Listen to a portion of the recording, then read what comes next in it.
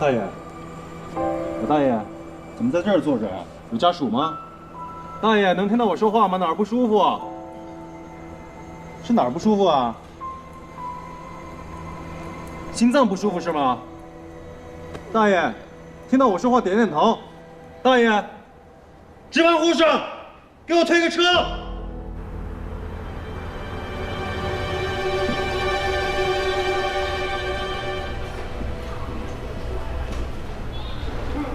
哎，唐主任，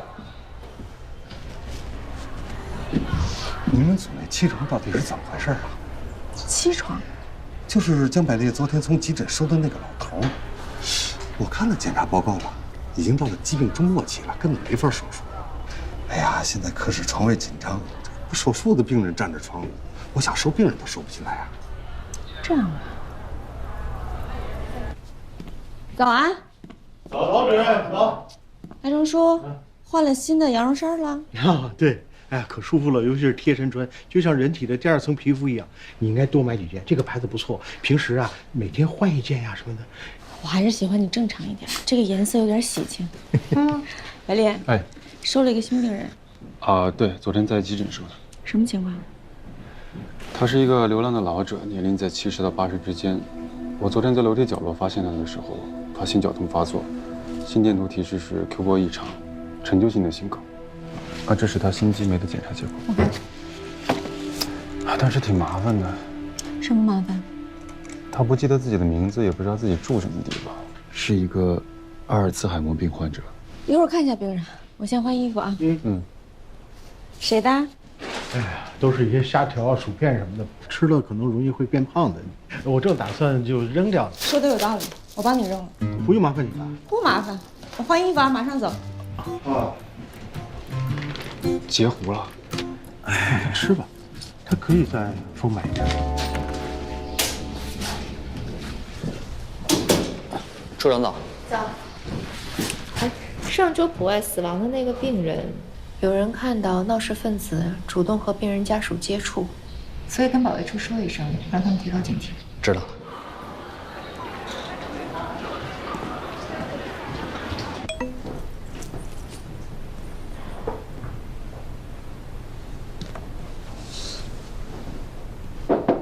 请进。哎，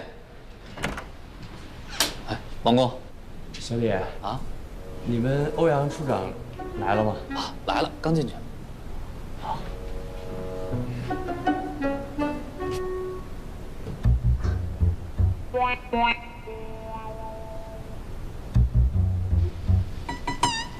小李啊，没人啊？处长。 处长，王工来了。哎，不应该啊，他是不是出去了？那我等一下再来吧。啊，谢谢啊。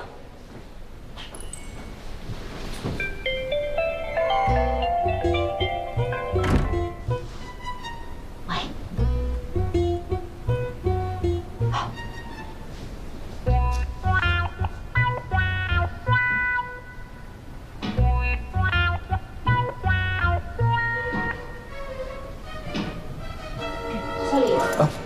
处长您，那个王工得到了准确的消息，今天他们就要闹，所以通知保卫处让他们准备一下。啊，知道了。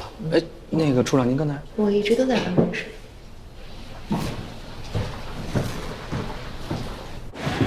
从超声图上看，病人情况可是不太好，心脏都快跳不动了。哎，一个3无人员，疑似阿尔茨海默病，还说不清楚自己的病史。我估计啊，他以前应该有过多次心梗，但都没有接受过正规的治疗。而且现在心肌活性很差，心梗的面积又很大，其实做搭桥已经没有什么意义了。江百烈，你怎么看？我不想放弃。其实经过治疗，老伯的情况还是有明显的好转。所以你想继续治疗？除了对症治疗以外，我想给他做个心肌核素，看看他活性心肌的面积还能不能再做搭桥。小百丽，这个病人的情况，那就按江美丽说的去做。江美丽，哎，这个病人是你收入院的，那这个病人就由你负责。好，不只是治疗方面，还有跟救助站沟通、协商医疗费的事情，还有病人的情况我们都看见了，卫生的问题，应该有1、2年没有洗澡了吧，味道很重，不要因为他影响同病房的其他病人，这些你都能做到吗？我可以。去开单子吧。谢谢主任。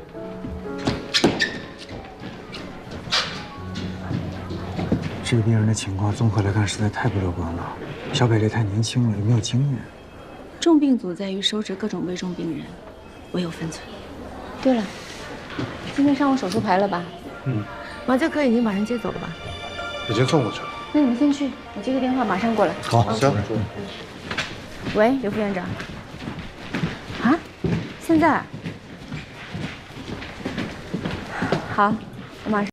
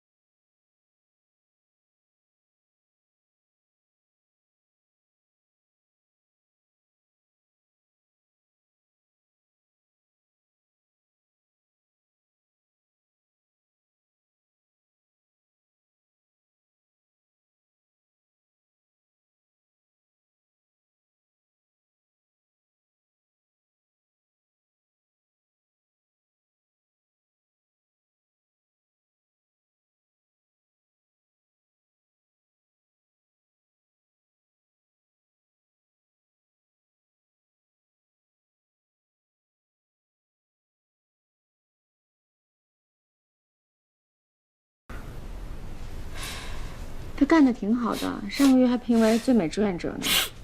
别臭美了，我就是不想让他在医院掺和，让别人说刘副院长老婆爱作秀，我把他志愿者给辞了。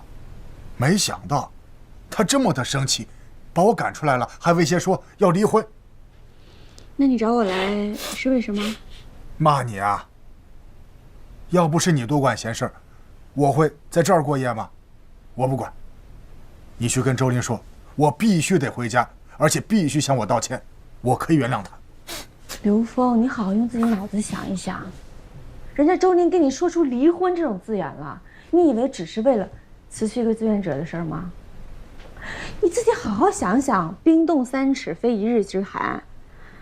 我跟你说什么好呢？这一次我真的没有时间再替你说话了啊，我得去手术了。哎，你等等。那是为什么呀？我们夫妻之间的关系这么多年都挺好的，他突然这样，我有点懵。你有点懵？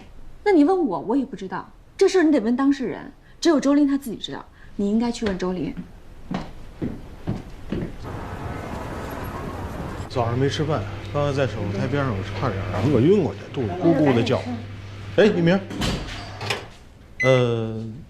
我回办公室。你不是饿晕了吗？饭盒在冰箱。对，我饭在冰箱，但是我待会儿想叫个别的外卖，那个还得跟美琪有个视频聊天。我回去了，你们待会儿别听我们聊天跟电灯泡似的，是吧？行，我走了。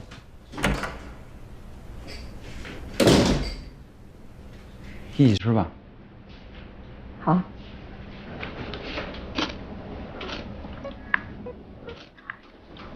谢谢你送我的手套。很暖和。啊，你不用谢我，那不是我买的。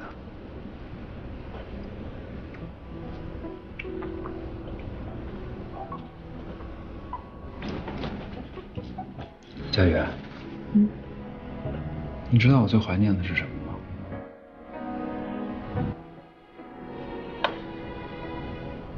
就是我们俩刚开始可以无拘无束聊天的那段日子。即使赵教授回国了，我们起码也是朋友。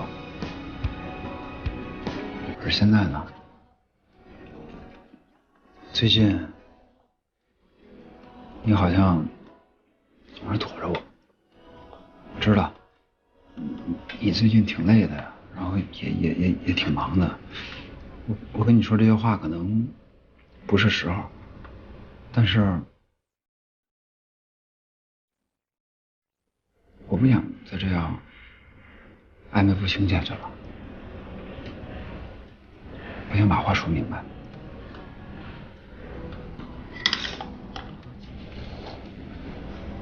谭佳宇，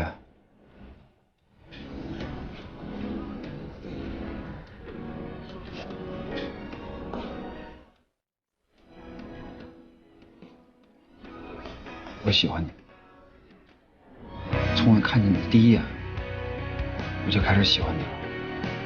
从开始到现在，我一直没变过。我觉得我们两个应该在一起。现在唯一的问题就是，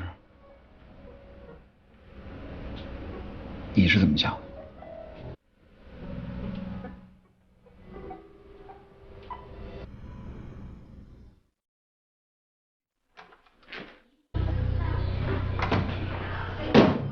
吃饭了吗？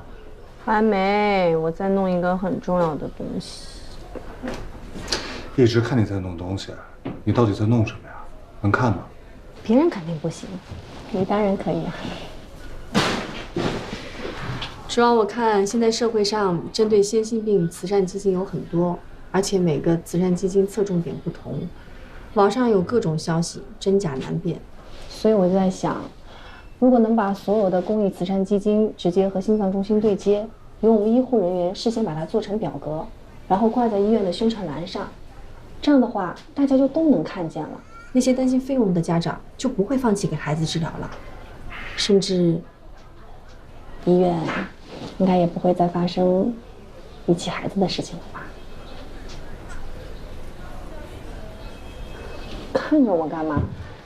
我是不是有点不自量力了呀？当然不是。我是在想啊，其实这些问题早就出现了，但是医院。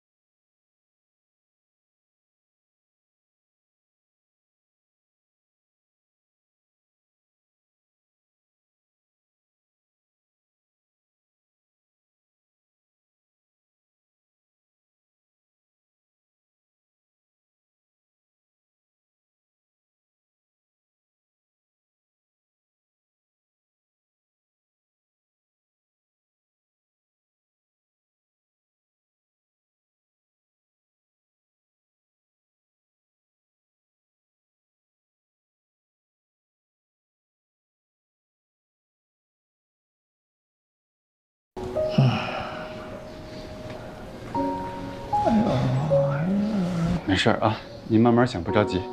想起来您随时告诉我。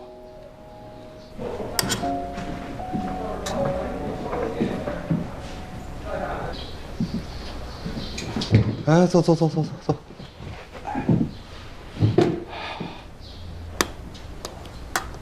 李美丽，吃饭的时候愁眉苦脸，可容易得胃病。啊？你不相信？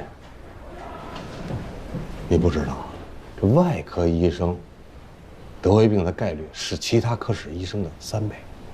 因为吃饭的时间和次数都随缘，按照现在的说法呢，叫佛系用餐时间。还有啊，这个科学研究表明啊，人类是最接近骆驼的生物，吃一顿顶一天。这个我还真不知道。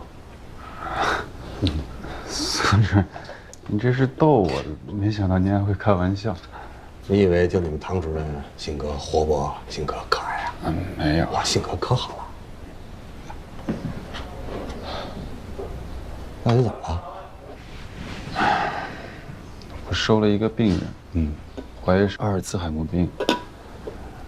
我就在想，他是什么时候走丢的？怎么走丢的？他肯定有家人吧，肯定也在找他吧。但是他们都不知道，他已经生病了，还病得这么严重。哎，江百烈，不要对病人过度同情，这样对你没好处。这道理我都知道，可能是和我姥姥有关系吧，所以你姥姥？我姥姥就是阿尔茨海默病，当时病程发展得很快，连自己的名字都不记得。我刚上大学那一年，她就走丢了，全家想尽了各种办法去找她，到现在都没找到，也不知道她现在在哪里，过得怎么样。我只希望，如果她生病了，能有医生收她入院，给她很好的治疗。处长跟你说的一样，那群人在医院门口那几摊来了。走，看看去。哎，安和医院，草菅人命，还我公道！喊呐，还我钱，还我命！你又来了，可算来人了，我认识你，安和医院医务处的姚大强，你有什么要求提吧。李家强上周来你们医院切阑尾，就那么大点儿手术，人就没了。像这种特大的医疗事故，你们医院是不是该给个说法啊？家属呢也特意委托我们来替他讨个公道。李家强是来我们医院切阑尾，但是突然死亡是因为他脑子里面长了一颗动脉瘤，因为动脉瘤破了，导致死亡。这是第三方给的尸检报告结论，确认医院没有责任，家属当时也认可。那是你们医院伪造的，是你们医院串通第三方，合伙骗我们的。对，骗我们的，诈骗我们，惩办用意，骗子。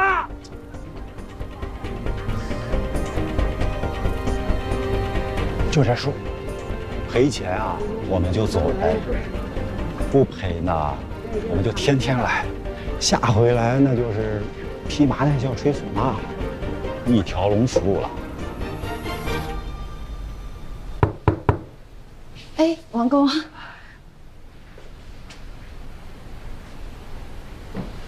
小张，你们欧阳处长人呢？哎，您来的不巧，我们处长和小李去处理闹事的了。在哪儿闹呢？我告诉你们，姚大强这个人，他跟医院开价80万，闹事提成20%，他个人就要拿走16万。我就想问问，他一天雇你们要多少钱？哎，你们别听他瞎说啊！我可提不了那么多。我向你们保证，这个人拿的只多不少。大伙儿都别听他瞎说，咱们接着喊。喊什么喊？我还没说完呢。安和医院1毛钱都不会给他，所以你们跟着他1毛钱都拿不着。我们别去说好的啊！行，这波人走了，我明天雇新人，哎，一条龙服务，给整全套的。姚大强，现在人人都拍视频呀、发微博什么的啊，我来也给你曝曝光。他就是个闹事分子。别动，别动，别动！进，唐主任，宋主任，什么事啊？不会是又为了病床的事吧？哎，不是，病床的事已经解决了。我找你呢，就是想谈谈江百烈和他这次收的病人。江百烈由于个人的原因，对这次收的病人格外上心，我是担心的。如果决定不能手术了，江美丽会受不了。要不要给齐壮换个管着医生？宋主任，我记得你曾经跟我说过一句话，要注意对江百丽的培养。我觉得你得加强对江百丽的培养。你不会又要跟我说不用我管吧？我不是那个意思，我的意思是，对，弯路尽量要少走，但是有一些路还是需要他自己去趟一趟，明白我意思吗？哦，就是太残忍了点。我们这个职业本来就是个残忍的职业。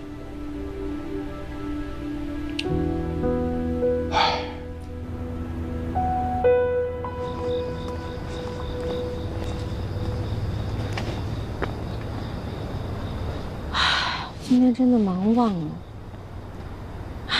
停电。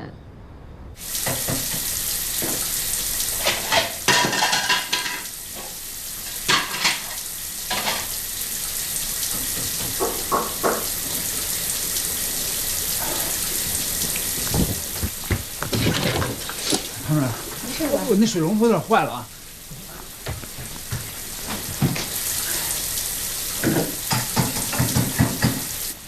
需要帮忙吗？啊，不用，马上就好了，马上就好了。啊，好，修好了。啊，来，暖手。啊，谢谢。其实我一直有件事想跟你说。什么事儿？那个手套不是我买的，是你妈妈给你的。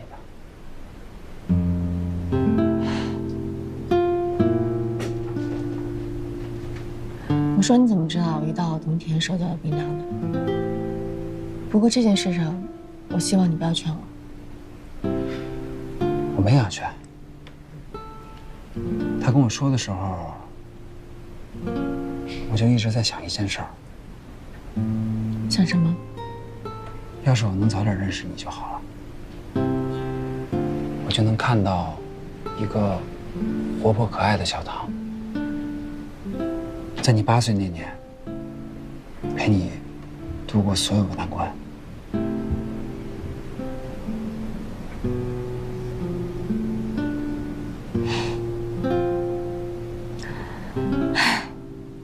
那时候我有不开心的事儿就可以跟你说了。嗯。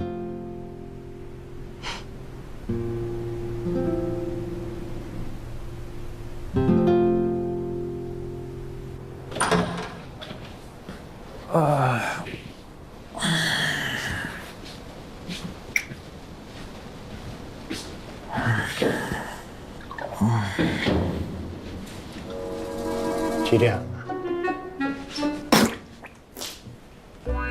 我这大半夜的，你要吓死谁啊？这至于吗？就吓死你了，就吓死你了！哎呀，你懂什么呀？这叫生活品质，生活品质。我跟你说吧，我自从贴上了这个之后，我觉得我整天就容光焕发的，我的皱纹好像都没有了。美琪给我的，哎，你要不要试试？哎呀，这是美琪给我的，你看你能不能有点自知之明？啊，就你这张老脸，你再怎么做面膜，再怎么减肥，你跟那柜姐站在一块儿，你还是像他爸，他就是想卖你东西赚你的钱，你能不能清醒点？我就愿意让他赚我钱，我就是想买的东西，我就想他赚我钱，怎么了？不行了，不行了！这好不容易谈个恋爱，你瞧瞧你们这一个个都怎么了？就那么看不惯我们现在这样，有完没完啊？哎，老婆，你怎么说我都可以，但你不许这么说我们家美琪。你把刚才那句话给我收回来。我不，你天天装疯卖傻的，我早看烦了。老婆，你们怎么都这样啊？我宁愿跟曹主任挤在一起，我听他打呼噜。哼，我也不愿意跟你同在一片屋檐下。哎呀，就跟我愿意似的，懒得管你。怎么样？心绞痛，硝酸甘油不能缓解。几斤心口？静脉给药。再平一点，再平一点。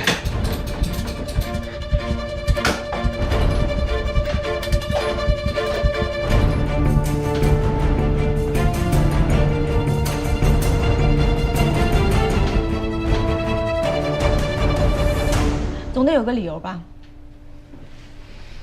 我觉得我可不能跟这么一个每天就知道嫉妒的人合作。我嫉妒你，我一个独身主义者，我嫉妒你，我就同情你，你个恋爱脑，恋爱脑。亮哥，虽然我比你大几岁，但是我可一点都不怕你。你想打架是怎么着？不是，怎么着？你还要打我呀？啊，走啊，试试啊。反正你那假牙该换了，走啊，走。那个厉害的，你试试。走走。给我坐下，干什么呢？两个人加一起几岁了，还打架，让人家笑话吗？我告诉你们啊，谁先动手，开除重病组。你们俩什么意思啊？从今以后不能同台手术了是吧？这种情况必须尽快做搭桥才行。现在只能是勉强缓解，但这个病人的心脏活性。气床心肌核素的结果。我去找下主任。哎，百烈，主任，气床老大爷又突发心梗，估计他的心肌核素情况不太好。您再想想，还有没有什么办法可以再救救他呀？梁百烈，跟我来办公室。主任，你有什么好的方案吗？百烈，坐。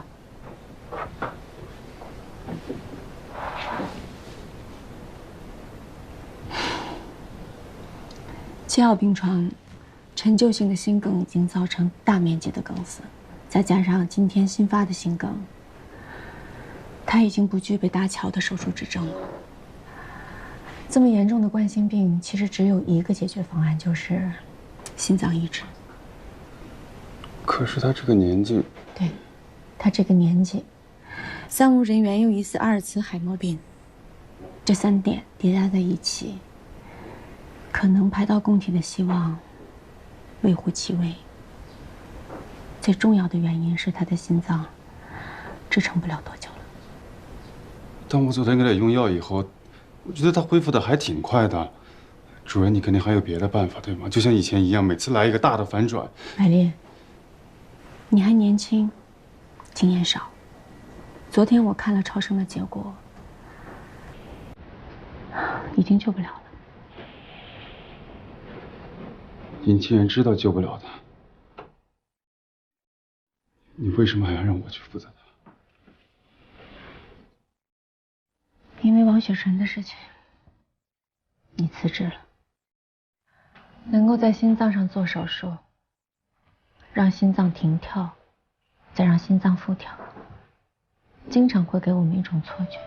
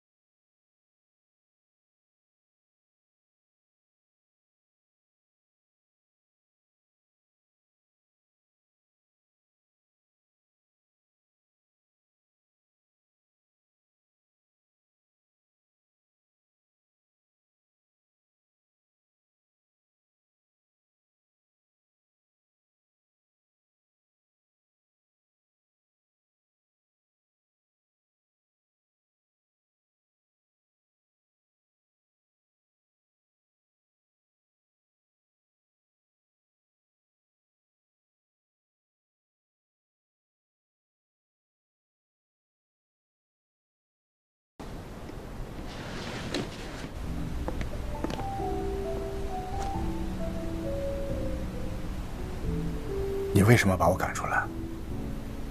这2天我也在反思，但是怎么想，我觉得我们俩也跟离婚扯不上，而且正好相反，我觉得我们的婚姻令人羡慕。羡慕什么？羡慕我们彼此支持。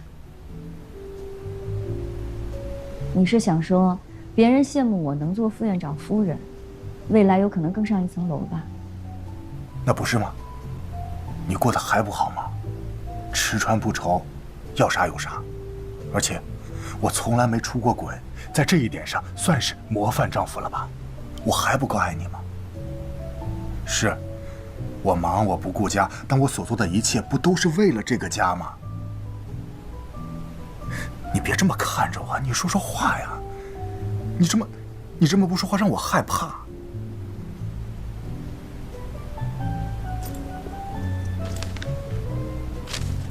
这是什么2年前，我患上抑郁症的诊断证明。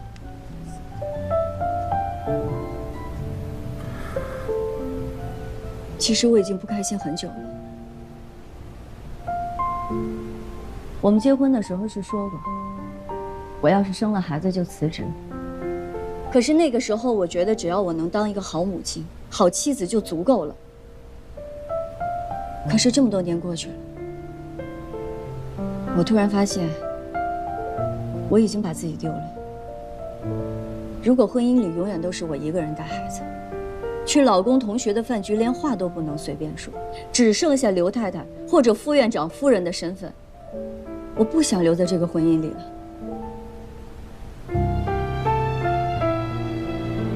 患上抑郁症半年，我一直都在吃药。你是医生，你从来都没有发现过我吃的不是维生素。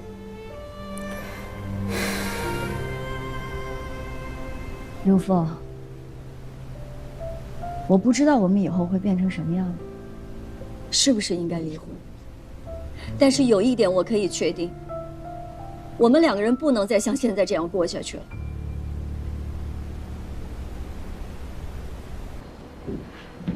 我想，我把他叫来了，一会儿我就躲到外面，然后你就问他，你说是不是非要赢我？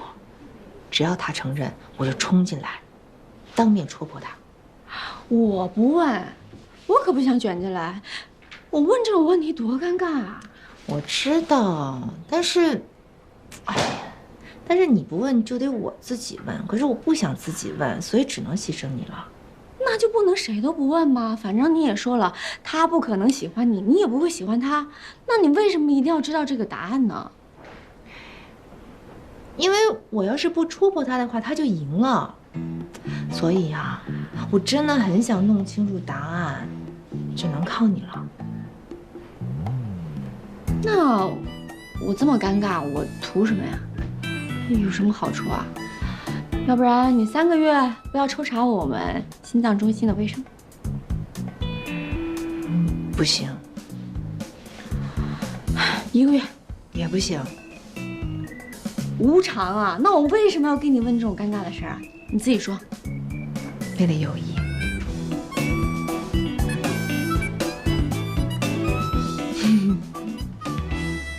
你笑得出来？唐主任啊，王哥啊，欧阳处长找我有事。不是，我找你。你，哦，唐主任，你是想问我这个心脏的进度是吧？现在还在做最后的磨损度测试，很快。不是，我不是想问你这个。那是想问我什么？我想问你为什么总是针对欧阳处长？你们俩这样有意思吗？图什么？唐主任，你我知道我可能不太应该问这个问题哈，我问挺奇怪的，但是你只需要回答就好了，好吧？抓紧时间，我课时还有事儿。3分钟够了吗？3分钟，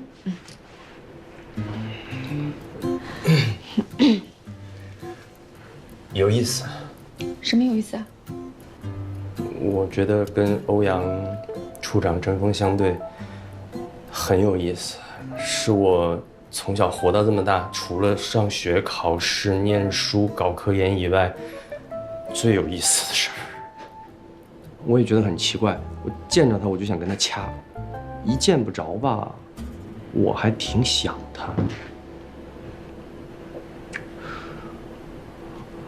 王海明啊，你不会是喜欢欧阳吧？啊，哦，还有你刚才问我的第一个问题，你说为什么总要跟他争输赢？主要欧阳这个人，他嘴太损了，他很容易就激起我的胜负欲，啊，但是现在这个也已经变化了。啊，现在变成什么样了？虽然我还是想赢，但是我不舍得让他输。你笑什么？我怎么这么笨呢？他跟你想的一样啊！什么？谁跟我想的一样？他是谁啊？你们自己的事情你们自己去讨论啊！我真的没有时间，我回科室了。哎，反正你们两个是一样的笨。我笨吗？哎，谁叫我来的？我是来干什么的？我在这儿。回来。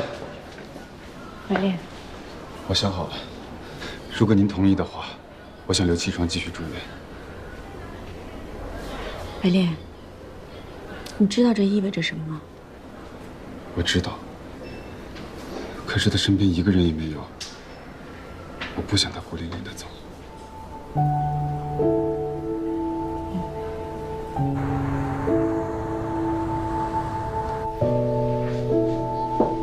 进。主任，你找我？把门关上。坐。廖晓波，你怎么回事？我们征兵组一共6个人，你们2个闹水火不容，很难办的。没事儿，主任，我就是怕他上当受骗。你怎么知道人家就一定上当受骗呢？不是，主任，你看啊，他们俩年纪差距这么大，老秦又一身坏毛病，这姑娘图他什么呀？不是骗他是什么呀？我就是不想看他傻了吧唧的上当，我就说了他几句，他还当真了。我看你是不是怕他谈恋爱以后就没有时间像从前那样跟你出去厮混了？我才不跟他混呢！说实话。是。不是，主任，你又不是不知道，他都离了3次婚了，他居然还不明白，爱情这玩意儿很玄乎的，跟爱情比，友情可靠得多。这老家伙居然还。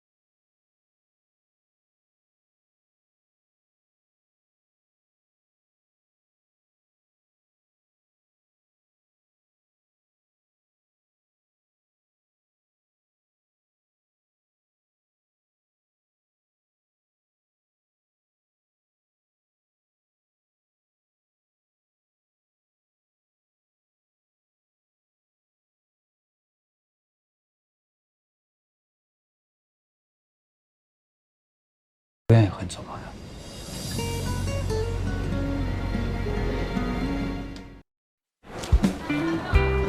大家都过来一下，听我说两句。哎，明天呢就是除夕了，按照医院的老规矩，择期手术顺延到年后，能出院的都办理出院。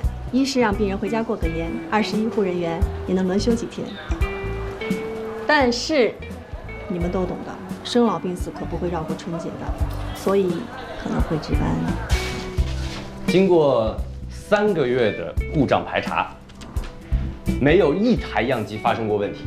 我现在可以非常确切地告诉大家，我们可以进入动物实验阶段了。王海明，你之前是过分自信，这次又过分小心。如果人外医院比我们快，我都算你头上了。王工，你可真是凭一己之力，生生地将动物实验推迟了3个月。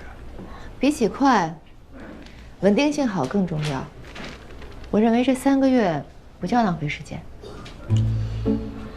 哎呀，既然都这么说了，那我们就暂时定年后吧。年后做第1例动物试验怎么样？没问题。跟护源的合同还有一些后续的协议要签。协议的事别跟我聊，去跟医务处聊。有人比我们会讨价还价，是吧，欧阳处长？知道了，走了。我去跟他谈一下啊。哎，主任，这王工和欧阳处长一向不对付，他俩一块合作会吵起来吗？放心吧，我觉得今后都不会了。哦，对了，那个老秦让我跟你请个假。他为什么请假？老秦8成被他的小女友卖到山里挖煤去了。主任，张主任找你。哎，徐明，唐医生，是哪儿不舒服吗？上次复查的时候结果都挺好的。我不是为了复查来的，之前啊在医院拍的照片我洗出来了，想作为礼物送给你。谢谢你给了我一颗健康的心脏。确切的说，应该是我拿走了你的心脏。拍得很好。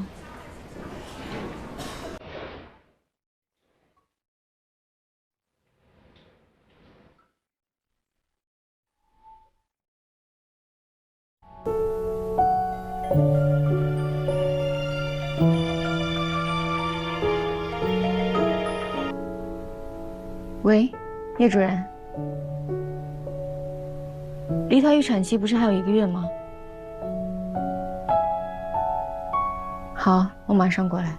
协议的事情，护源那边怎么说？我一会儿把会议记录发给你。为什么是一会儿，不能现在吗？因为现在有一个更重要的事情。什么事儿？还有比协议更重要的事儿吗？啊，你看，我爸啊，他加我微信好友了，这都是他跟我聊的。他说，他知道我是你男朋友的事儿啊，然后，比较关心我们2个人相处的好不好。哦，他还问我有没有时间，说过年的时候可以去你们家过年。啊，小尔吗？姐，你来了。佳玉，这是我老公李辉，你们还没见过啊。你好。情况怎么样？昨天晚上开始宫缩的，用了药，想让胎儿在子宫里多待几天，但现在看来，今天肯定要出来。昨天晚上为什么现在才说？为什么不让说的？啊，叶主任说你昨晚有手术，你又不是妇产科医生，妈说不如让你好好休息，是吧，妈？看一下胎心吧。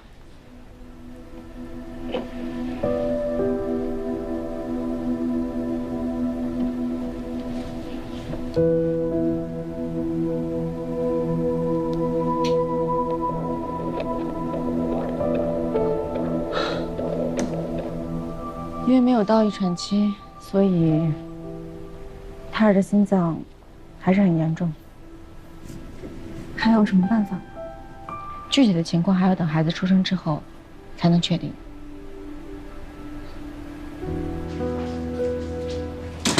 孩子出生后需要尽快手术。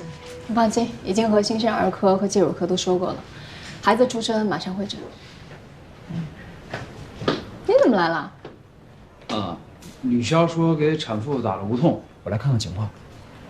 如果有什么情况，随时通知我，我回科里了。哎，等一下，你不在产房外面等着？徐江月马上进产房了，他有家属陪他，他自己也说了，我不是妇产科。行啊，还是那么冷血啊。还有你，我什么呀我？无痛分娩，我们科室叫人从来的都主治医，什么时候麻烦过叶大主任啊？就徐江月特殊，就因为她是唐主任的妹妹。你的意思是说我不应该来，应该换李潇来，是不是？哎，开玩笑的，有主任当然用主任啦。正式通知你一下啊，明天回家里吃年夜饭啊。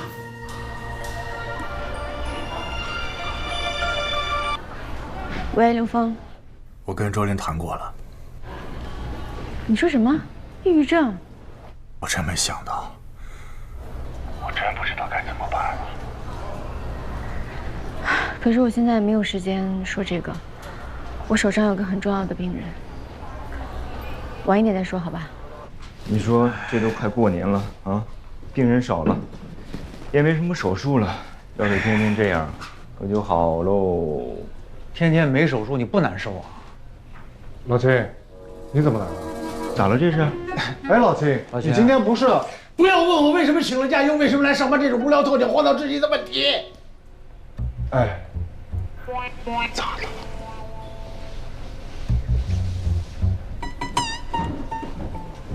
叔，你今天没穿你那件爱心羊绒衫呢？别给我提这羊绒衫，以后再也别提了啊！我就告诉你们吧，要不然你们这群爱打听八卦的早晚也得知道。哼，我现在又恢复单身贵族了。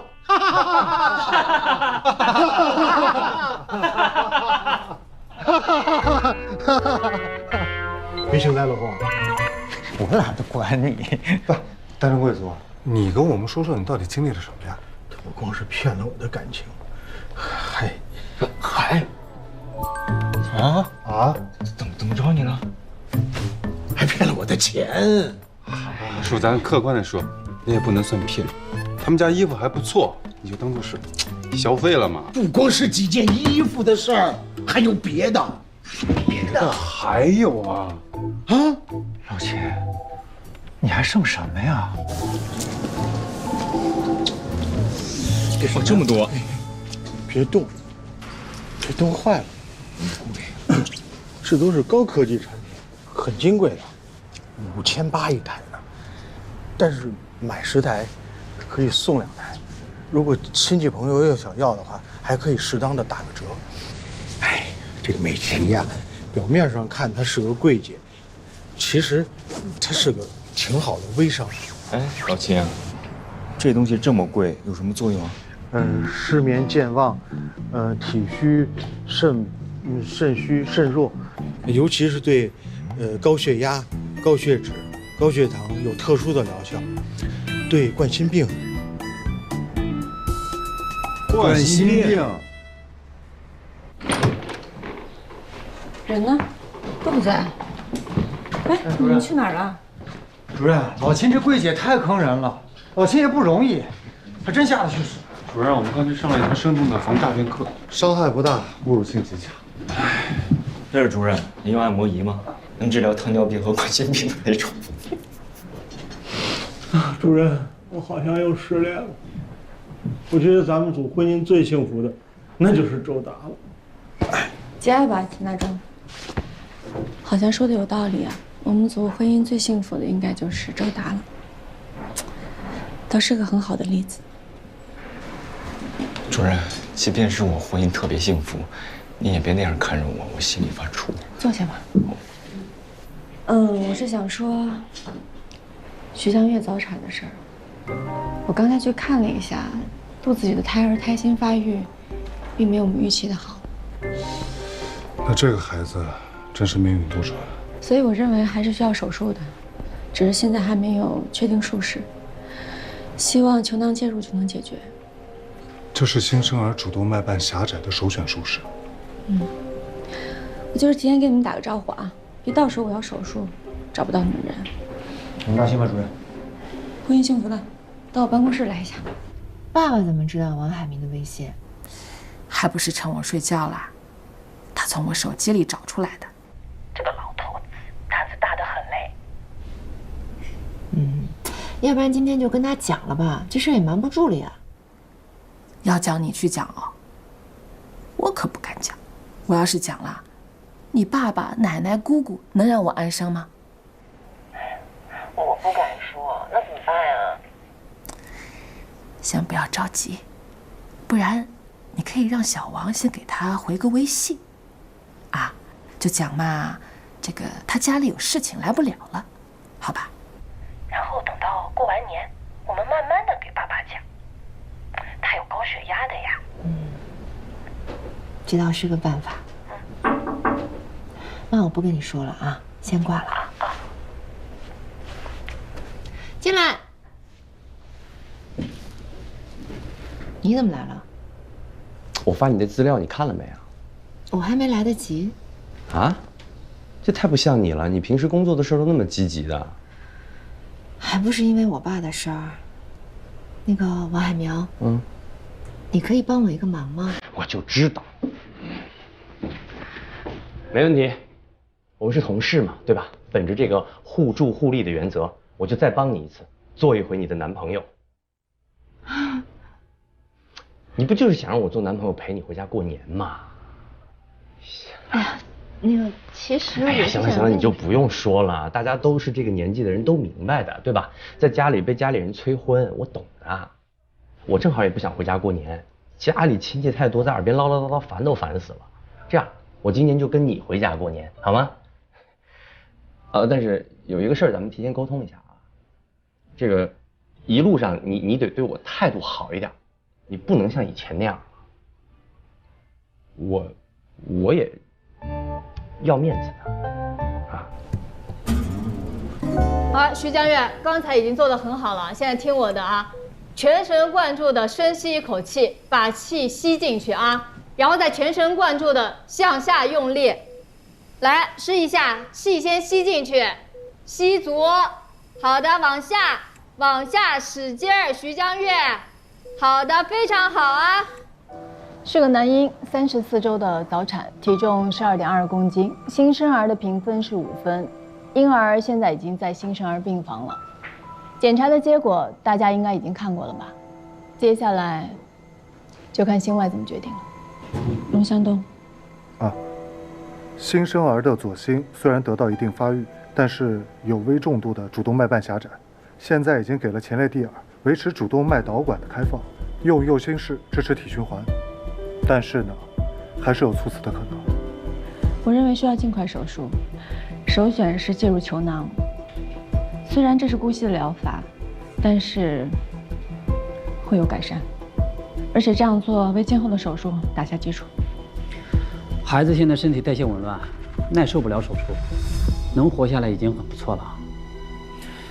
麻醉这边也有问题，得过了今晚，看明天的情况。我也是这个意思，看今晚能不能熬过去了。要不我去找家属谈吧？上次徐江月住院的时候就是我管着。不用你去，我去，我亲自跟他们说。对的，护士长，我先走了啊，给护士长。放心吧，叶总，如果能熬过今晚，明天麻醉不会有问题吧？现在没有办法推测。以你个人经验来看呢，我想心里有个数。是，根据我个人的经验来看呢，现在就是无法推测，得看明天的情况。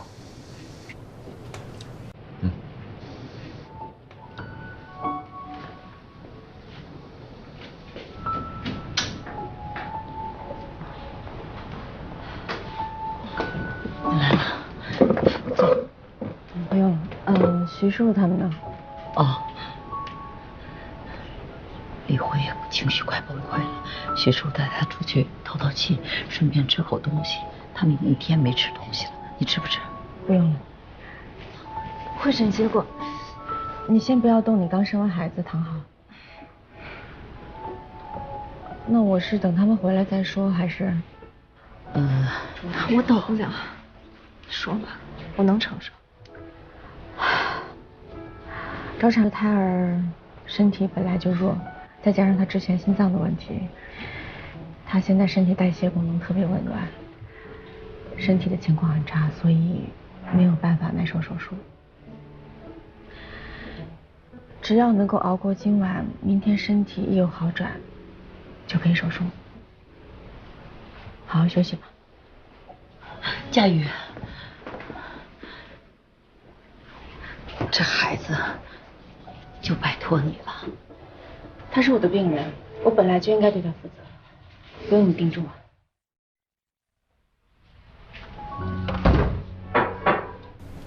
进。哎，刘烨，找我有事吗？我没事儿，是我们唐主任叫我过来的。他说，让我跟您传授一下这个幸福婚姻的秘诀。说说吧。那刘烨，那我就浅谈一下。其实吧，这个婚姻幸福啊，就俩字儿：平等。夫妻付出的感情平等，大家承担的义务平等。妻子生孩子这事儿，对吧？辛辛苦苦怀胎10月，经历各种的生理不适，生完孩子以后，如果孩子由丈夫抚养，那叫平等。你负责生，我负责养，一人一半。那现实呢，恰好相反。丈夫下班回来以后，带着孩子去小区里边溜达一圈，街坊邻里看了以后说：“你看看，哎呀，这好丈夫啊！”老婆呢，每天累死累活工作一天，对吧？然后，人家还怎么说呢？说你看啊，这个家庭主妇，花着男人的钱，什么事儿都不干，真是悠哉。就是这么个情况，夫妻2个人天天见面，对方过得好不好，不可能不知道。要是真不知道，那也是装不知道。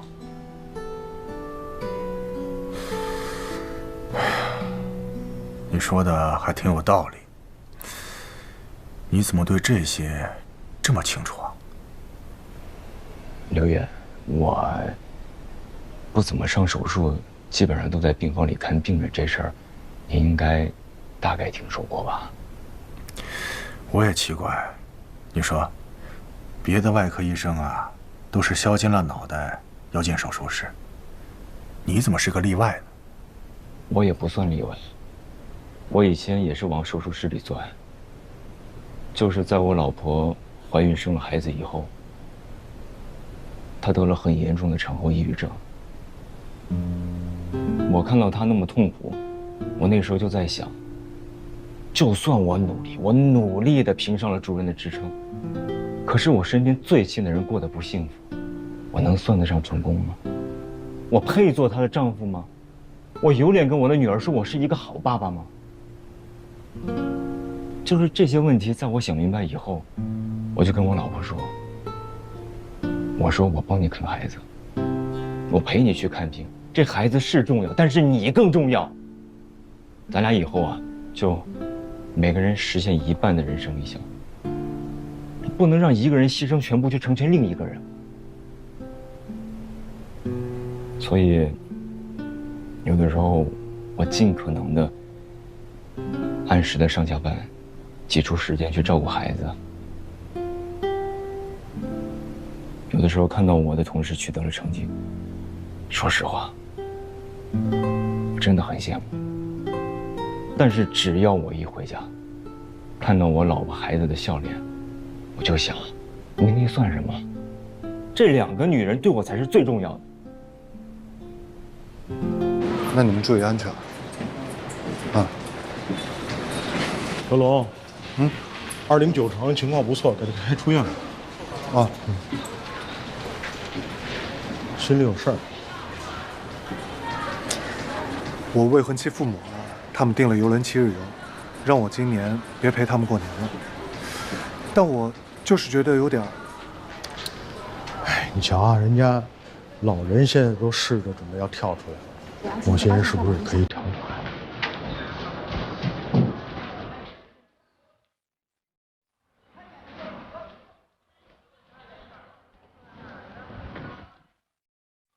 老崔，要不陪我值班吧？今天和明天。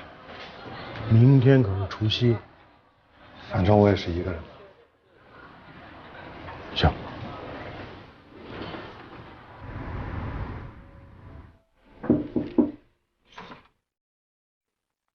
主任，你还不下班呀？啊，我今天不回去，我担心那个早产儿晚上有什么事儿。哦，那我先走了。今天小东值班，要是忙不过来，你就给我。好。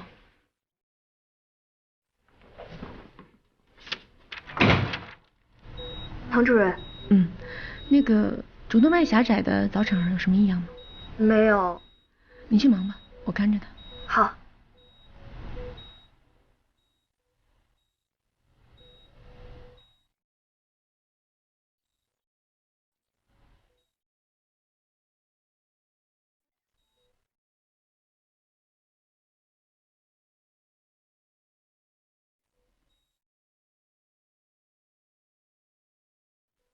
你怎么到这儿来了？你现在应该好好休息。没事儿，又不是剖腹产，能走路，我就想来看看孩子。你先回去吧，有什么情况我还让别人通知你的。那你能陪我说说话吗？我现在才明白，做母亲是什么感觉，所以我更同情她。她是谁？尤海丽。你不用同情她，她过得挺好的。姐，这些年她是怎么过来的，你根本不知道。我没有那么幸运，因为我不像你，她没有那么多时间来陪我。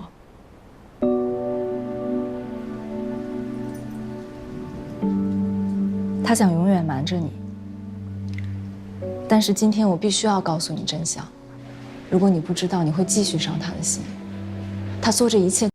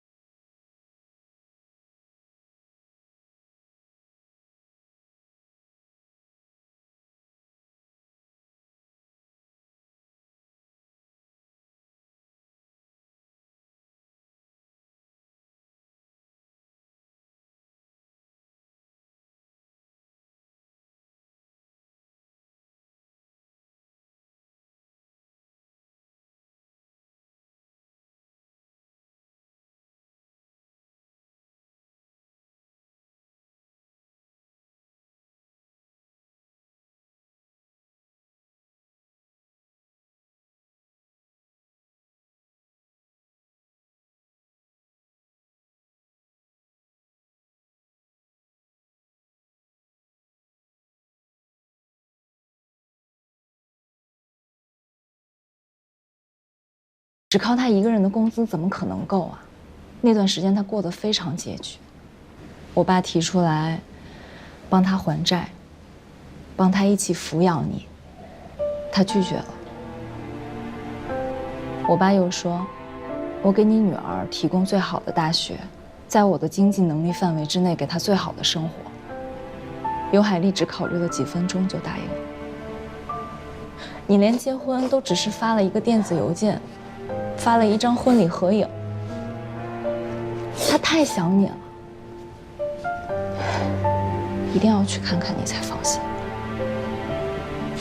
姐姐，我知道这些年你自己心里很痛苦，我知道你不好过。可是你有没有想过，当年你是失去了父亲，她也失去了丈夫啊。可是她不能崩溃，她要保护你，她要保护她的女儿。这些年一直是她在为你遮风挡雨。可是为什么这么多年，他都不把这些告诉我？如果告诉你，你还能那么任性的长大吗？你还能心安理得的离开家吗？你知道吗？连你不接电话，他都替你找好了理由。他说：“这样也好，佳宇走得越远，就越能把小时候的不如意都忘了。”我问他：“那姐姐把你也忘了怎么办？”他哭了，然后又说：“反正她不是一个好母亲。”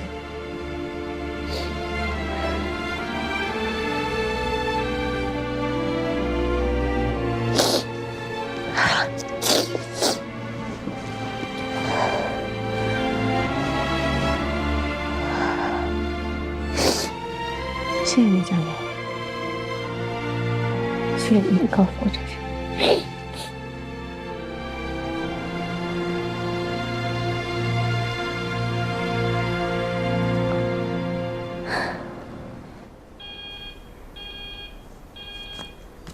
孩子情况不好了，怎么办？氧饱和度掉的太快了，上埃克蒙。好，快。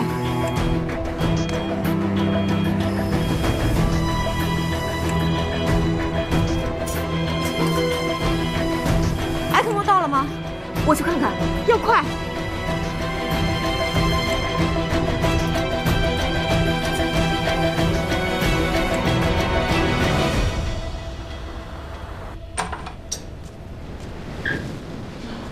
你来了，情况怎么样啊？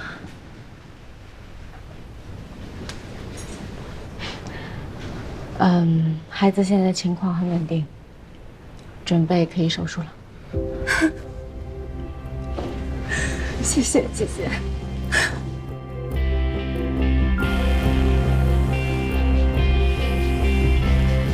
麻醉完毕。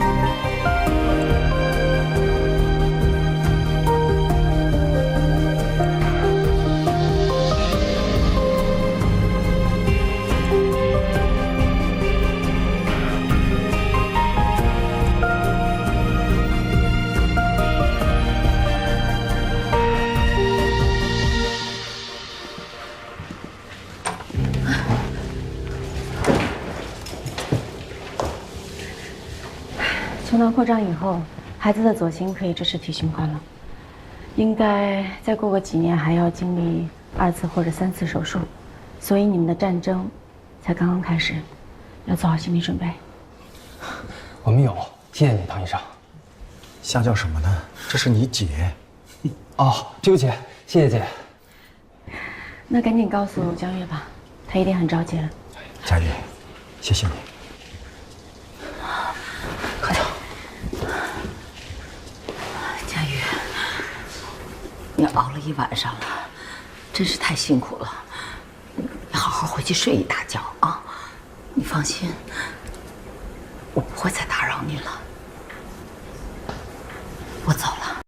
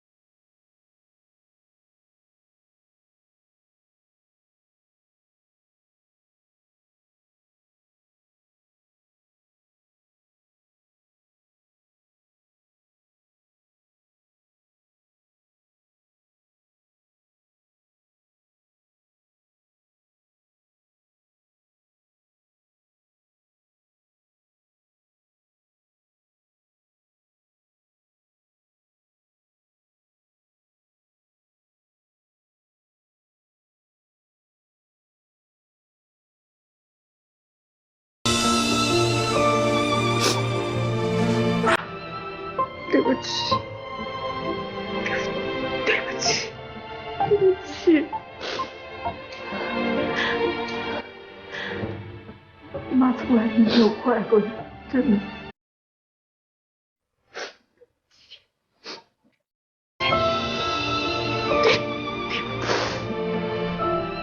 女儿，有句话，妈一直想跟你说，在生活中啊，抓住幸福比承受痛苦更需要勇气。你从小到大受过很多挫折，可是你不要因为受过挫折就失去了抓住幸福的勇气。你应该勇敢的去抓住幸福，不要错过生活当中最重要的人。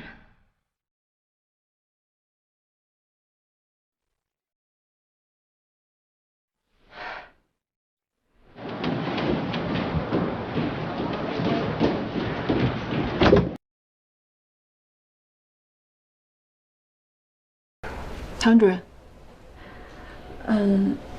我找叶一鸣，他去手术室了，处理点事情。啊，那我去手术室找他。等一下，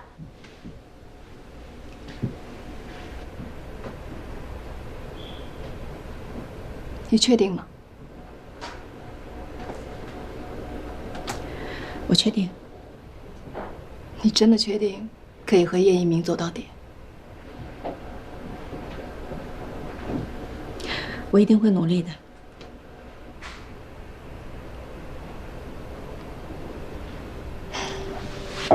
唐主任，努力不是靠嘴巴说的。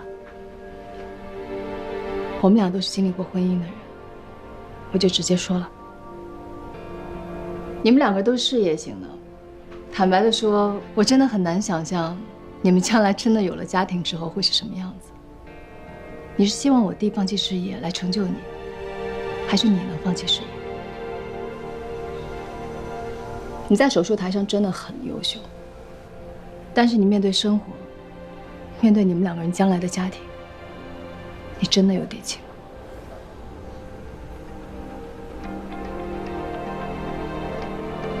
当然，如果你真的想好了，我们叶家的大门随时向你敞开。来，小王啊，你第一次到我家来，不要客气的。好，来喝一杯。好好好。哎。来吃，来，吃啊！不要客气。哎，黄酒没有度数的呀！啊，小王啊，侬要好好对我们家珍珍啊，要不然的话，我们大家都饶不得你哦。哎，对。来，好，干！哎，干！哎，给。哎，我们吃菜呀！啊，小王啊，来吃点。来，快！侬不要讲，坐下。哇，简直不一样了嘛！哎呦喂，大家看啊，我们囡囡啊，开始心疼女婿了。哎，妈妈你看啊，你孙女胳膊肘往外拐了。管得好！哎呀！来，吃。好。多吃点啊，多吃点。哎，好嘞。哎，董大夫，这几张单子需要您签一下字。我现在要出去一趟。今天晚上就您一个人值班。看电视呢？聊会儿天啊。这你这叛徒儿子有什么好聊的？来。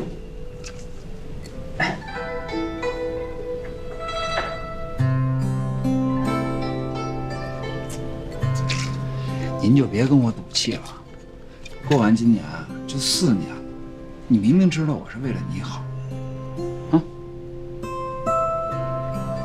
你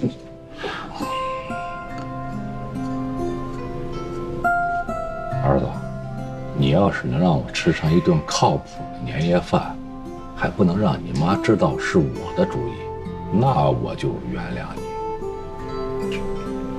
包在我身上。哎，我要3万有没有？哎呦！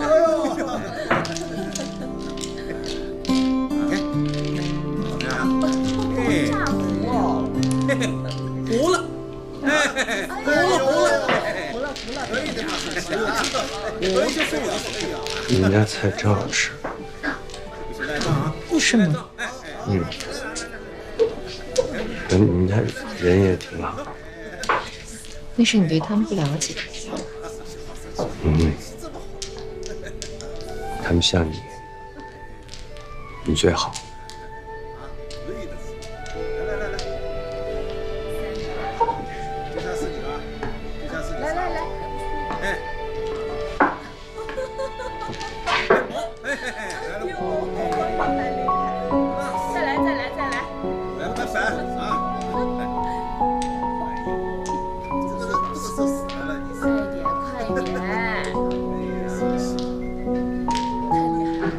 他们现在没看我们，不用装。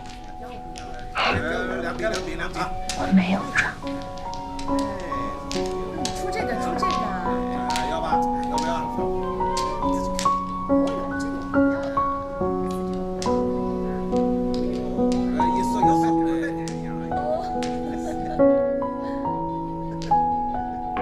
哎，服了，又服了，然后就走了，这手机都编得好啊，哎，哎呀，对不住了啊，对不住。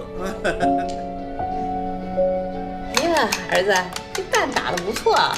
还行吧，还行。妈帮你做鱼吧。妈，那个您就按那个网上查那个松鼠桂鱼那么做就行了啊。哎，你说咱是不是经常被一鸣这小子耍，咱自己还不知道啊？我觉得估计没少被忽悠，咱以后必须得提高警惕啊。说的有道理。妹妹，今天不是值班吗？怎么突然跑来了？我在医院待着待着，就很想你，所以就过来了。那你吃饭了没啊？穿这么少，不冷啊？妹妹，你愿意跟我在一起吗？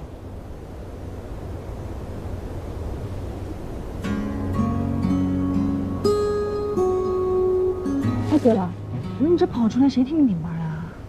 主任。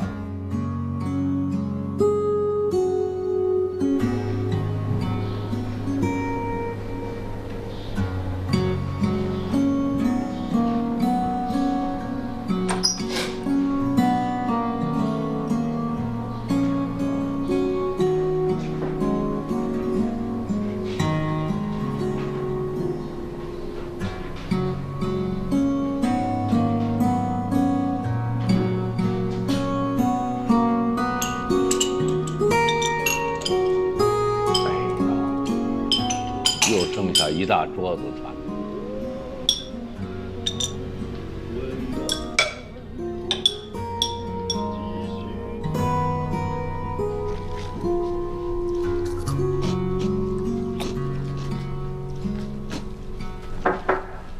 姐，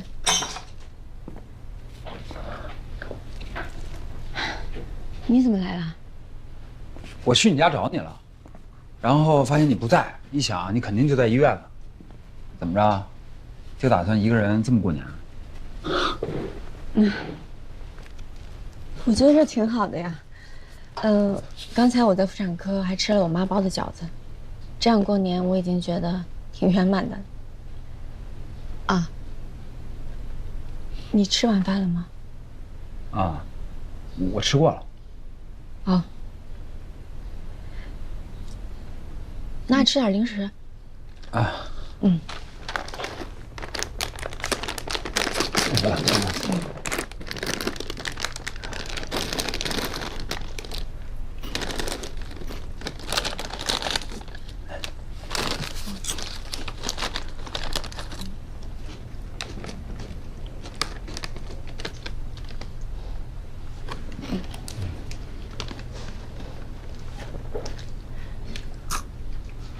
我愿意。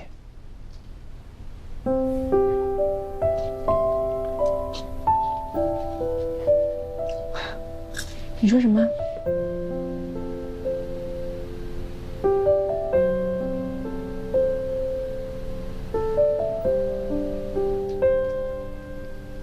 我说，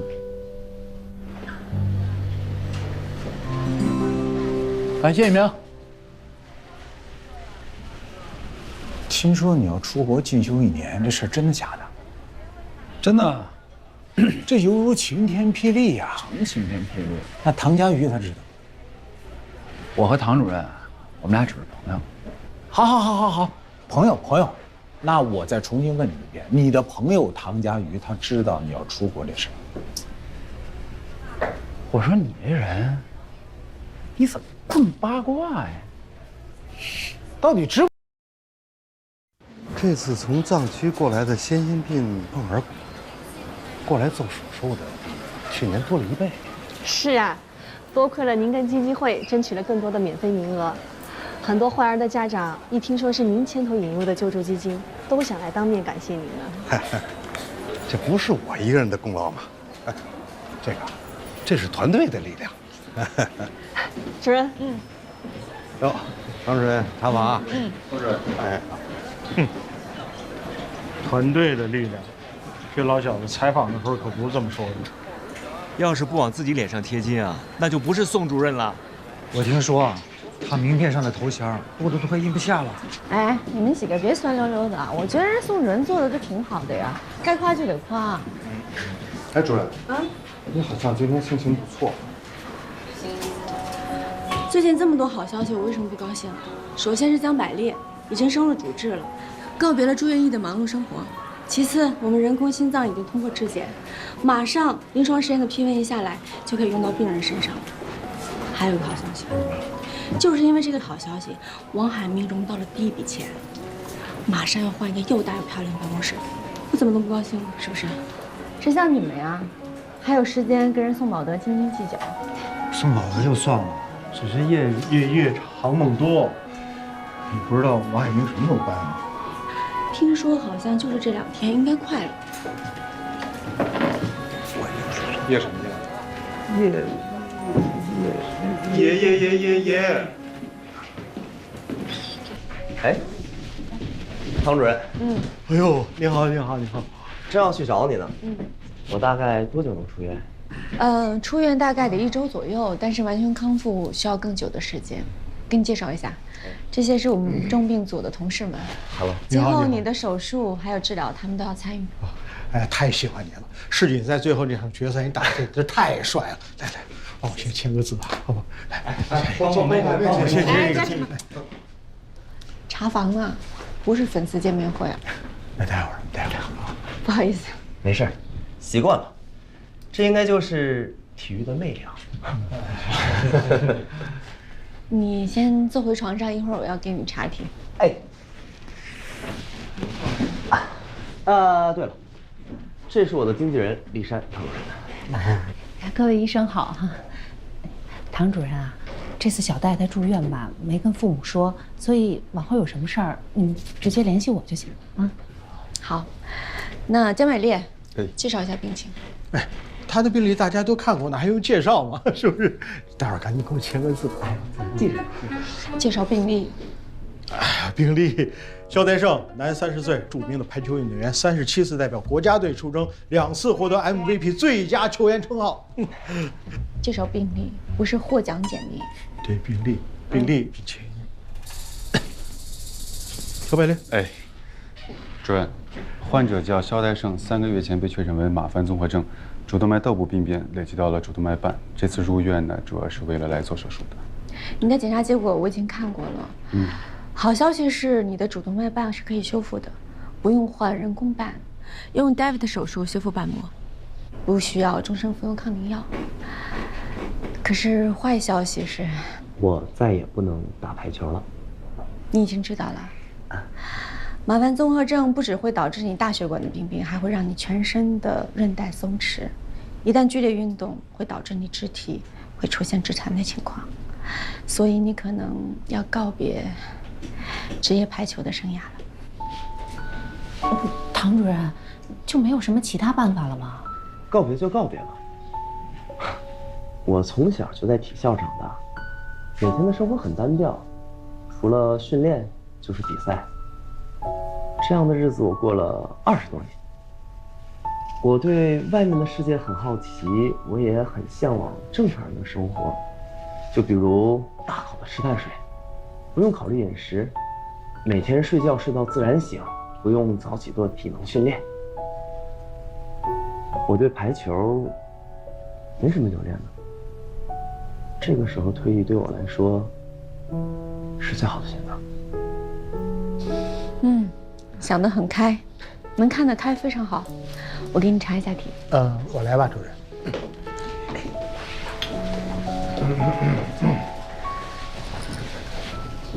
我以为他会痛不欲生的，他毕竟是个明星球员。完善术前检查，这2天准备手术，注意你的情绪。主任，他经纪人说明天想请几个小时的假，要去拍广告。原则上是不建议请假的，如果非要走的话，必须写假条，而且本人要签字。好，准备一下吧，手术了。哎，主任，我那边有点事儿，马上过来。这个先让您签个字。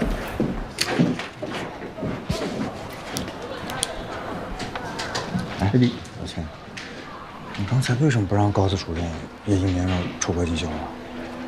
叶一鸣不会自己说呀，你跟着瞎掺和什么？再说这又不是什么好事儿。叶一鸣也真是，怎么突然要出国进修啊？哎，可能是没耐心了吧？你想，这半年了，2个人明明都互相喜欢，可谁也不说，全院的人都能看出来，什么感情能经得住这么消耗啊？主任。哎，主任。哎，吕校。你们收到那个科内要相互评判的消息吗？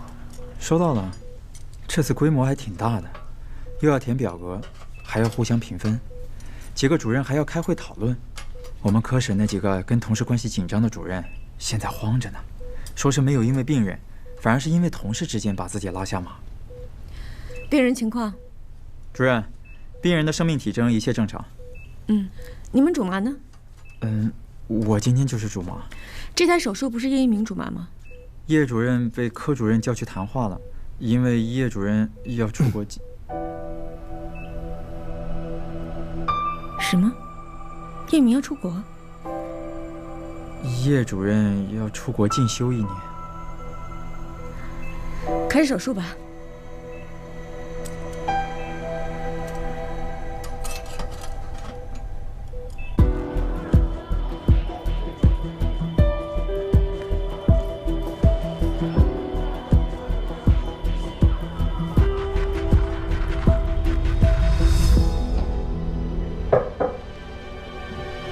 唐主任，有什么事吗？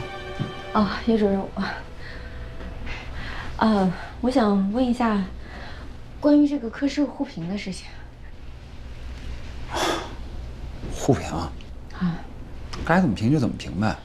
不过以我的经验，每年的互评会都变成了各个科室的吐槽，外科主任可不管院领导是怎么看的，先把自己说爽了才行。我相信今年也不例外。那我知道了，我这心里就能有个准备了。不像有的事情，这听说了心里都没准备。听说你要出国进修啊？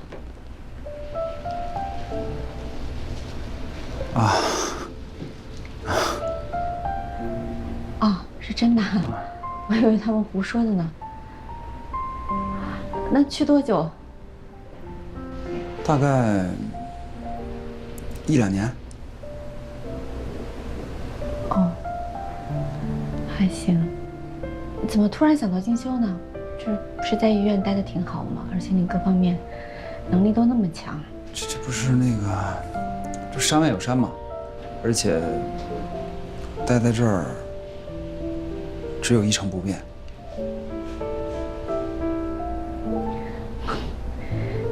改变哪有那么好啊？有变化才有希望，要不然就只是一潭死水。说的也对。那作为你的朋友，必须支持你啊。好，一切都顺利。我先走了，我刚下手术。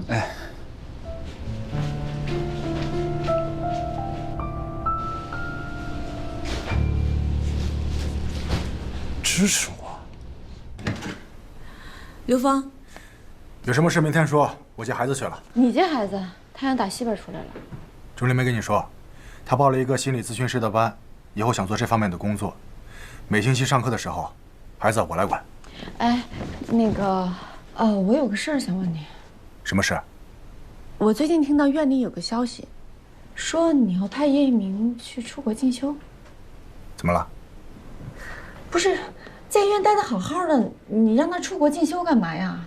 因为他是麻醉科的骨干，到国外知名的医疗中心进修1年，那是多少人梦寐以求的好机会，说明医院对他的肯定。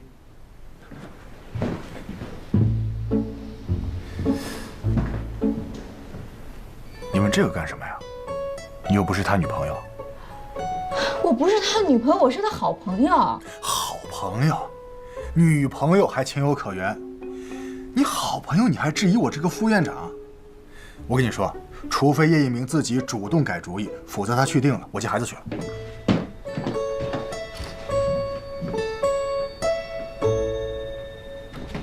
好像是少了质检部门给的认证书，还有附带的文件。是吗？应该都在这儿了吧？因为这事儿是我同事在负责，我打电话问他一下。行。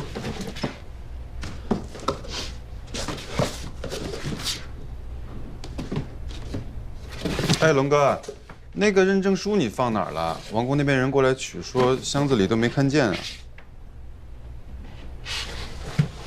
柜子里。是那白色的纸盒是吗？啊，行，找着了啊，好，先挂了。不好意思啊，是这个。好，谢谢啊，辛苦了。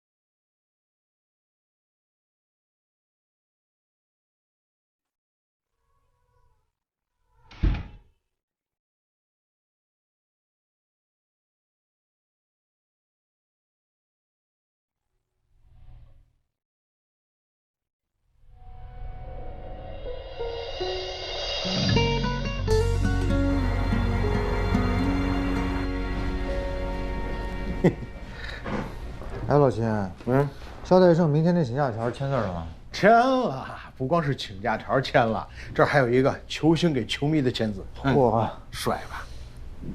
老秦，你到底是谁的球迷啊？哎呀，瑞安我是不想看了，踢得太臭，从此以后就迷排球了。小龙，走，啤酒羊肉串。哦，不去了，晚上有事。哦，好吧。你也不去吧？我去。哎呀，小龙，那我们走了啊。好。王工，那边有份资料不见了，你就得过去一趟。好。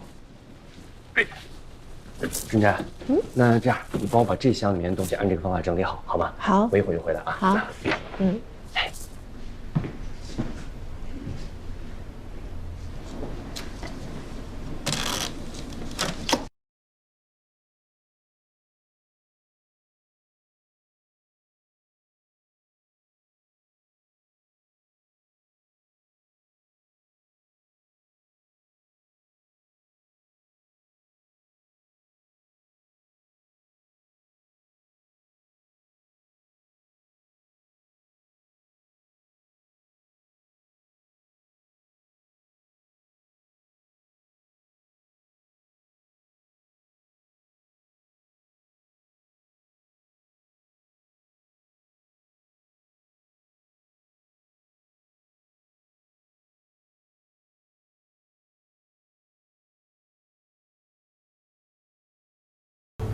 走。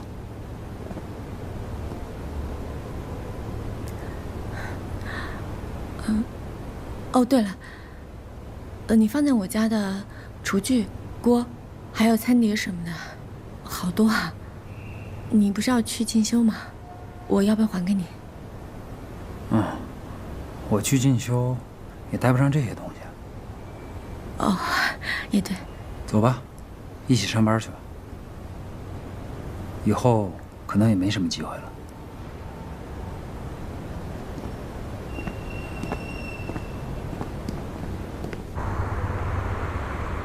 哎，王主任，哎，崔主任，来，崔主任，各位新外的同仁都在啊，我就有正事跟大家说啊。大家都知道叶一民要出国进修了，对吧？知道，怎么了？今天晚上神外呢，我们准备要给他践行，地点呢定在赛因斯，所有的人都得去参加，人多热闹一点吧。如果各位有交女朋友的，有别的事儿的，你们可去可不去啊。但唐主任您一定得在。我再看吧。什么叫再看呢？唐主任，你说这科室谁不知道叶一民跟你是最佳搭档啊？你说这一年他替你搭了多少台手术？他这一走，还有哪个麻醉医生能像他一样的帮你这么多？他这一走啊，你说你再重新找个麻醉医生，还得磨合。对了，我还得去补医嘱，你们先慢慢聊啊。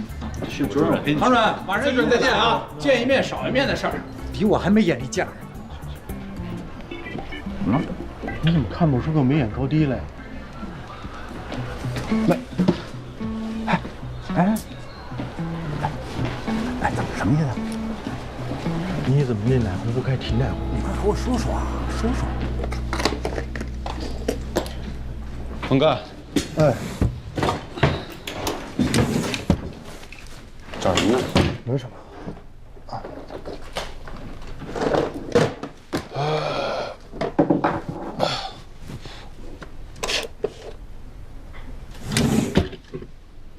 白莲，昨天安心医疗的人是不是在我这儿拿走一个盒子呀？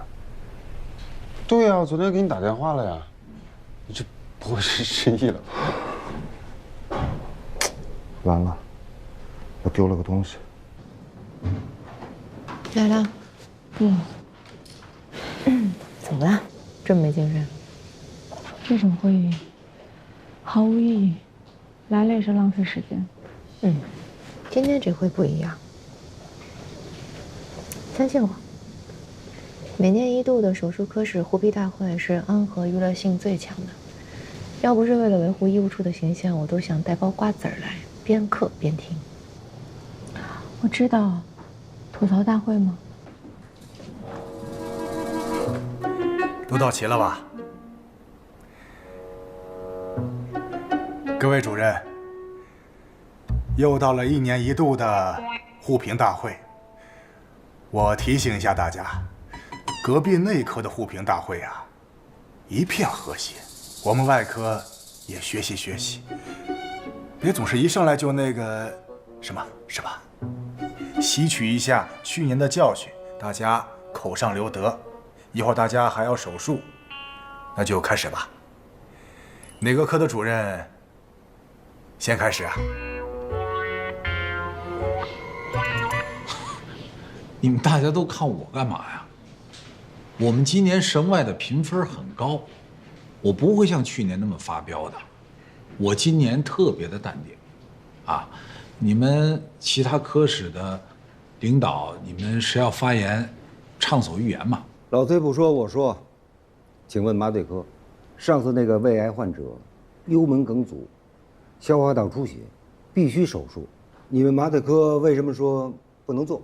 那个病人我记得，心功能、肺功能差得一塌糊涂，我怎么做全身麻醉啊？手术必须做，实在不行，做完手术，送 ICU 观察几天。我们 ICU 没床。哎呀，当时我真没想到，真的可以送你们 ICU 啊！我说了 ，ICU 没床。上次啊，我们骨科有一病人，怕出血太多，跟麻醉说呀，把这个血压降一降。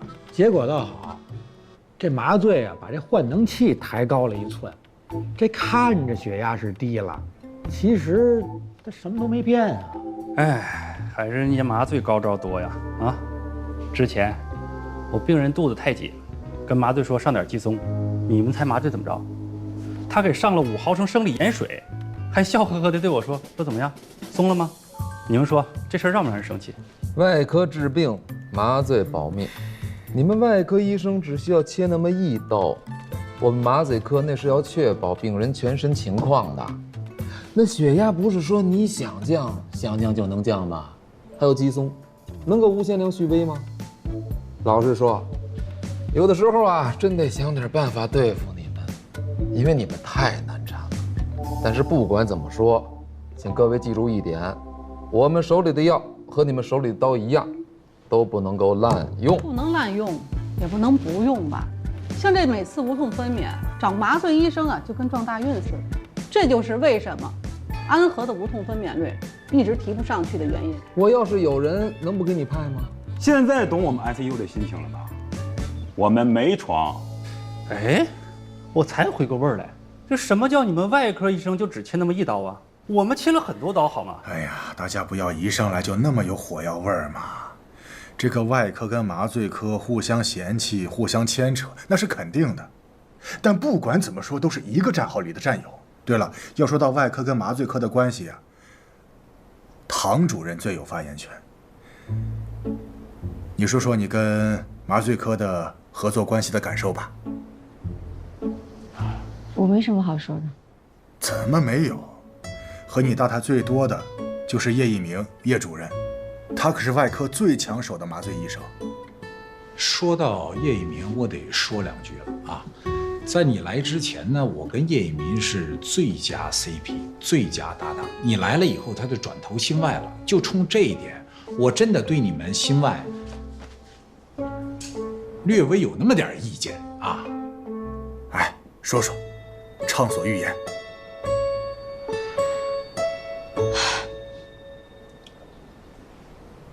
在我看来，外科医生跟麻醉医生之间的关系是密不可分的。就一台手术而言，可能所有人都认为掌控大局的是外科医生，麻醉医生只是作为辅助。可是，如果当病人出现危险的时候，甚至威胁到生命的时候，真正掌控大局的是麻醉医生。病人心脏失颤，找不到具体原因，我认为不再适合继续做手术。我只负责他的心脏，帮他做好手术，我的工作就完成了。可我要保护他的生命，只有他安全下了手术台，我的工作才结束。没有但是，必须保证术前用药的充分时间，调节血压和扩充血容量，否则在切除肿瘤的瞬间，内儿沙酚胺量骤减，血容量跟不上，会出现难以纠正的严重低血压。如果不手术的话，病人很有可能会猝死的。那也不能贸然上台啊。别的病还好说，是个细胞瘤，术前用药跟手术一样重要。能够最终决定病人生死的也是麻醉医生。所以，在外科医生的心里，对麻醉医生一定是存在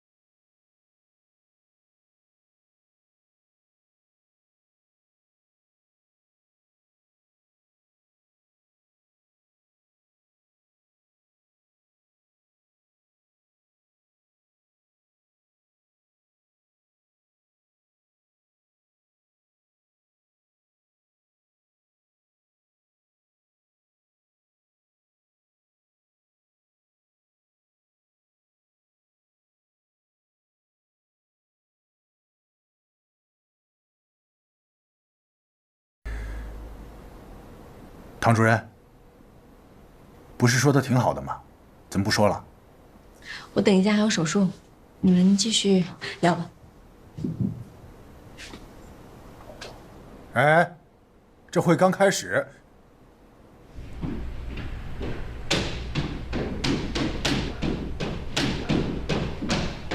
唐佳宇，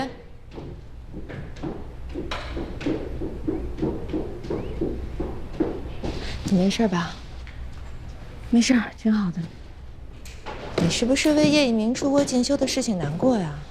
你要是难过的话，就说出来呗，啊，最好是跟他说。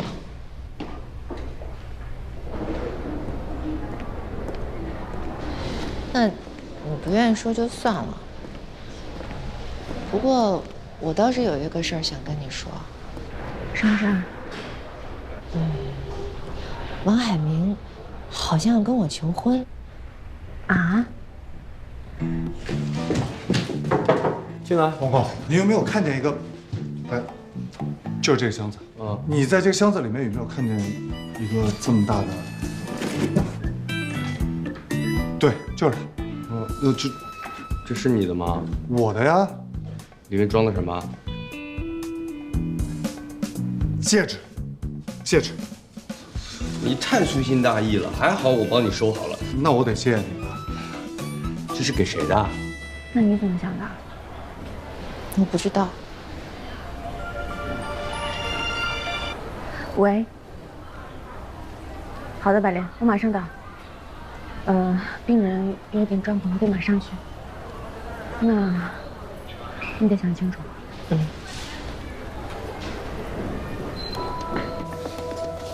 你呼吸放松。怎么回事啊？不要紧。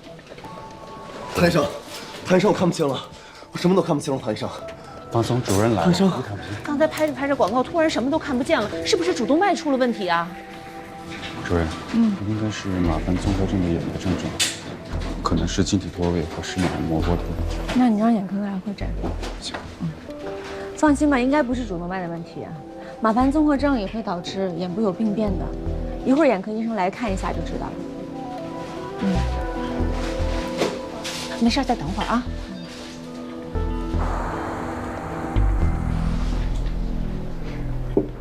主任，那个肖台生刚被送回病房，是晶体脱位，那眼科已经给他做完手术了。他可能是有点害怕了吧，想要尽快的做主动脉手术。那就明天手术。行。叔叔他们已经去414了，说给您打手机也没接，让我叫你一声。你们去吧，我就不去了。科里面还有病人，我觉得情况不太稳定，我得看一下。肖台生的情况挺稳定的，而且他眼睛的事也不会怎么可管，对吧？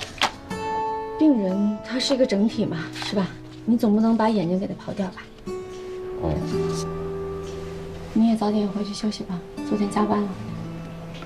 真不去了。行，那你别太辛苦，反正有住院医他们盯着呢。啊，那主任我去找他们了。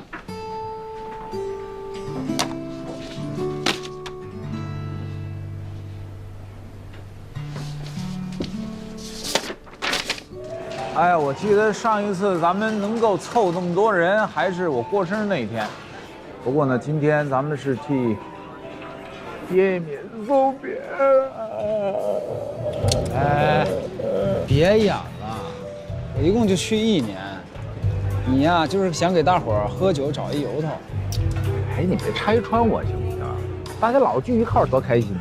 再说我写了那么多 SCI 文章，影响因子不到这儿用的打折，这心里老觉得亏得慌啊。哎，老秦，唐佳宇怎么还没来啊？那个主任说他不来了。我看呀，也别等他了，这场合啊也太扎心。哎，你跟唐佳宇到底怎么回事啊？没有事儿啊，说那么多次了，大伙儿也不信。院里的嘴我也堵不住，就这样吧。其实我看得出来，这个唐主任心情不太好，他是找一个理由在办公室加班呢。叶主任，你真的非走不可。一块儿喝一个吧。喝，来。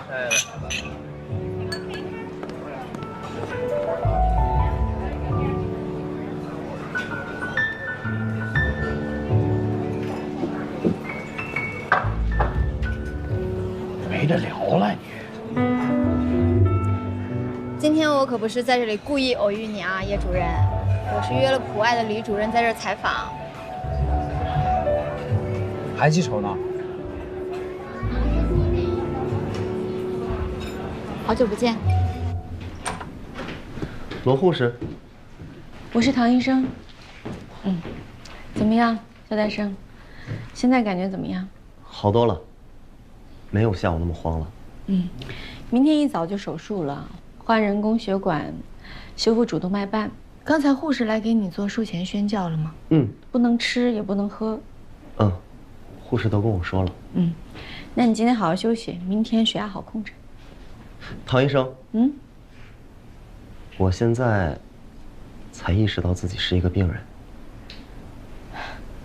马凡综合症这个病呢，确实很严重，但也不是没有办法解决，所以你心态要放平一点，不要给自己太大的压力。你知道我最放不下什么吗？什么？排球。可是你昨天说，你很想过普通人的生活，这是一个你很好退役的机会。我一开始也是这么以为的，但当今天我重新拿起了排球，意识到自己以后再也不能比赛的时候，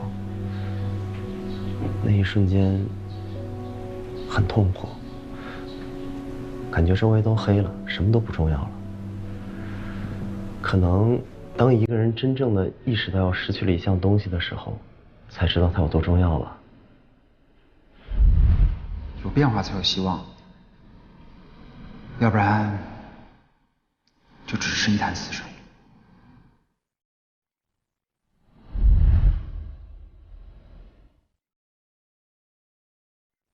唐医生，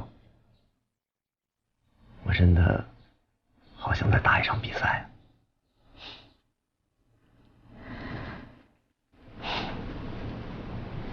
今天晚上好好休息，别想那么多了。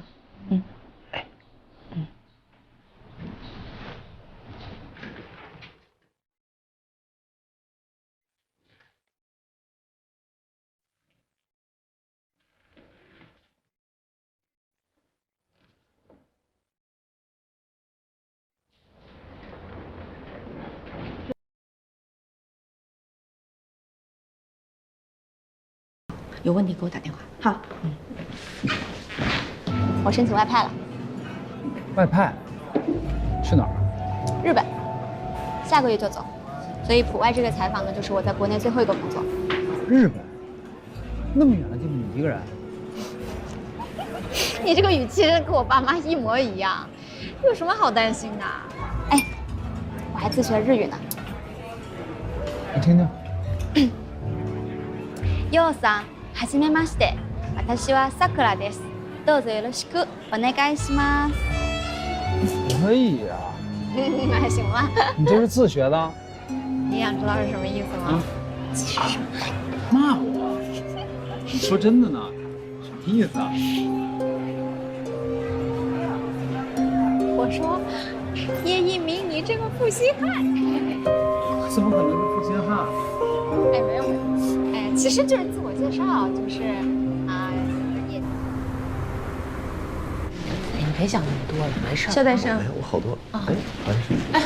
唐主任，一会儿麻醉科接你去手术室了，不紧张吧？不紧张了。以前打球都有对手，现在我就把马凡综合症当成我的新对手。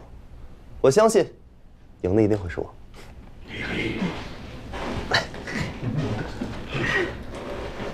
这台手术的难点就在于修瓣，你们大家都知道。跟手术室说了吧，提前要做个10刀超声。主任，我已经说过了。主任，这是下个月的麻醉排班表。之前没给过咱们。听说昨天总结会闹得不是很愉快，以后外科和麻醉的排班表都要提前1个月公布 ，ICU 的剩余床位也会随时更新。叶主任不是要出国进修吗？怎么他还在班表上？这个我就不太清楚了。科主任找他上午谈的话，下午开的总结大会。你们先去查房吧。好，主任再见。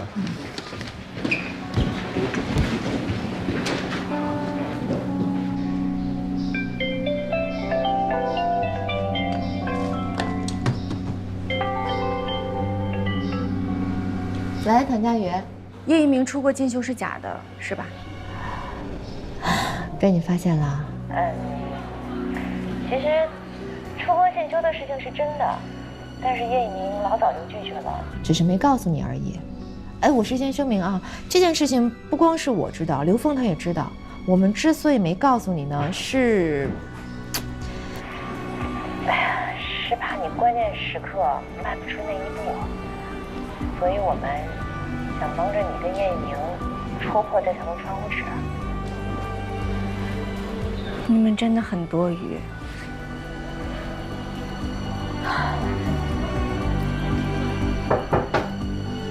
唐主任，叶一鸣，你明明已经拒绝出国进修，为什么还骗我？你什么你啊？你这么做有意义吗？你目的是什么？就是为了让我难过？好，我现在告诉你，你目的达到了。难道你觉得我这么做的目的，就是为了让你难过吗？那你这么做的目的是什么？我是为了让你意识到，你我不只是朋友。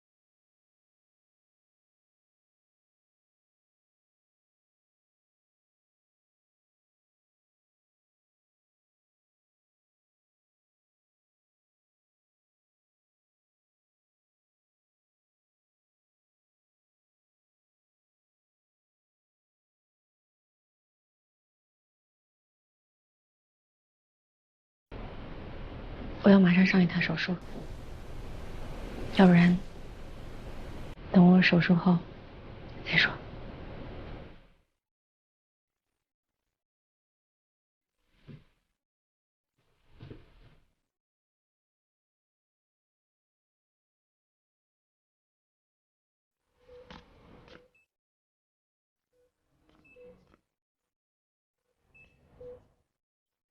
唐主任，都好了。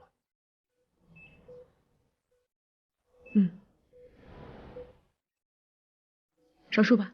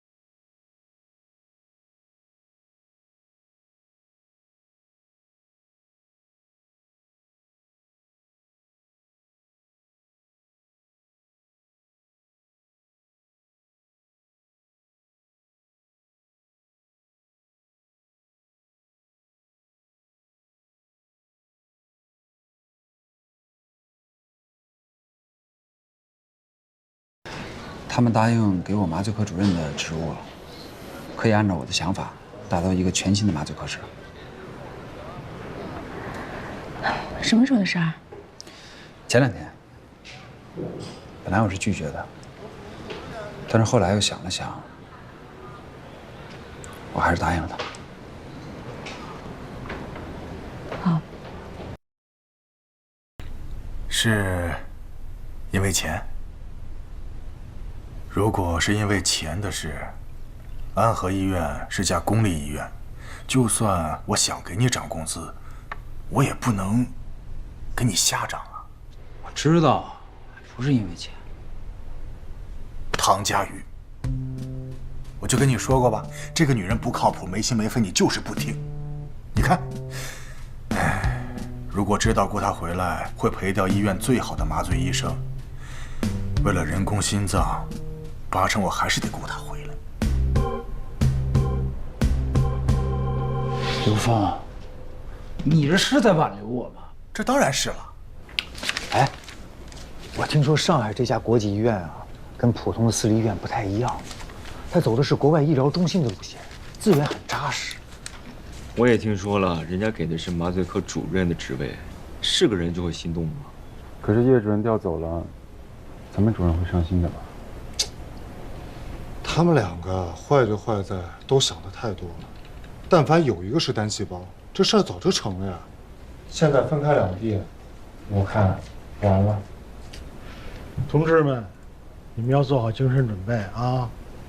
如果主任不高兴，咱们的日子可都不好过。主任，叶主任跳槽的事儿，你知道了吧？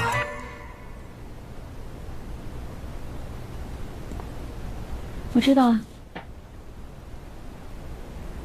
我觉得，这对于他来讲是个很好的提升机会。以他的业务能力，能有这样的机会，应该替他高兴。你真这么想啊？行了，咱们就别说人麻醉科的事儿了。我倒是想跟你们分享一下，最近我们科出现了一件很奇怪的事。我昨天出门诊，有个病人跟我打听，说听说有一个江医生。我还在想，江医生，通常病人打听医术好的，不都应该是唐医生吗？是吧？就怎么突然会有人问江医生呢？我们科室只有我一个人姓江吧？还有谁啊？对呀，后来我仔细问，人家打听的就是你。不可能吧？你像我这样的小透明，怎么可能有人打听呢？谁呀？是因为有人在病友群里发说这个江医生的医术真是太厉害了啊！后来我才知道，发这篇帖子的人就是那个什么猪妹妹，明珠妹妹，都知道是吧？叫明珠妹妹的网红。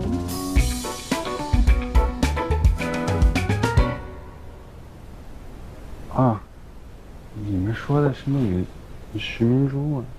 小百烈，你这脸怎么红了呀？谁脸红了？没有啊？红了。这个病人是个风心病导致的2尖瓣反流，有手术指征。田百烈，哎，你现在已经升了主治了，而且这1年对你的磨砺和成长都不小。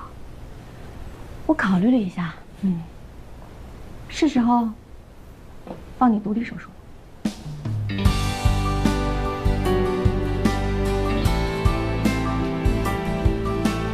2尖瓣置换术，你做主刀的第1台手术。我换衣服了，一会儿上房。可以啊，小百烈，可以啊！江院，江主任，真的。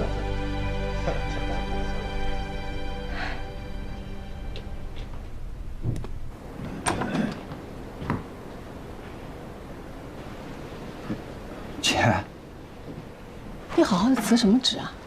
好好的去什么上海？你考虑过爸妈的感受吗？考虑过我的感受吗？现在大家忙得跟鬼一样，1个月才见几次面。你去上海到底想干什么啊？走，走。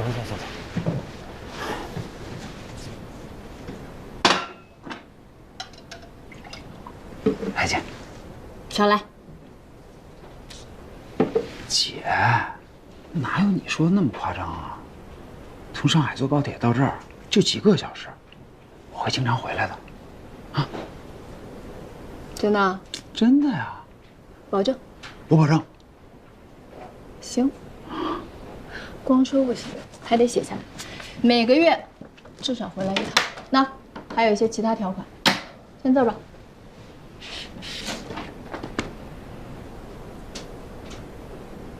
干嘛呀？我又不会坑你。你是有备而来的吧，巴哲兰？签不签你？签。病人都查完了。陈美丽。哎。第一场主刀的手术，宋老先生准备了吗？做好了。秦大忠，你给他做医助，把关兜底就交给你了。没问题。哎呀，真没想到，一转眼小百列都要主刀了。这以后再有点闲事儿杂事儿的，我支持谁去啊？我呀，该支持，可不敢了。好家伙！唐主任。哟，晶晶，处长。晶晶，告诉你们个好消息，人工心脏临床实验的批文下来了。这么快？咱运气太好了。哎呀，你知道这意味着什么吗？意味着人工心脏可以给人使用了。是的，抓紧时间找受试者。主任，林姐，叶主任来了，点名要找你。叶主任，妇科的还是麻醉科的？都不是，已经退休的那位老叶主任。咱们去看看手术吧，我们先去看看。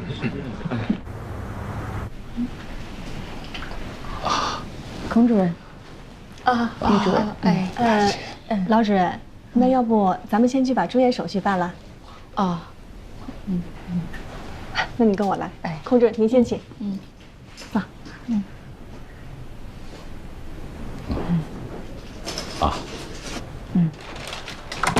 这是我的体检结果。好的。麻烦你看一下。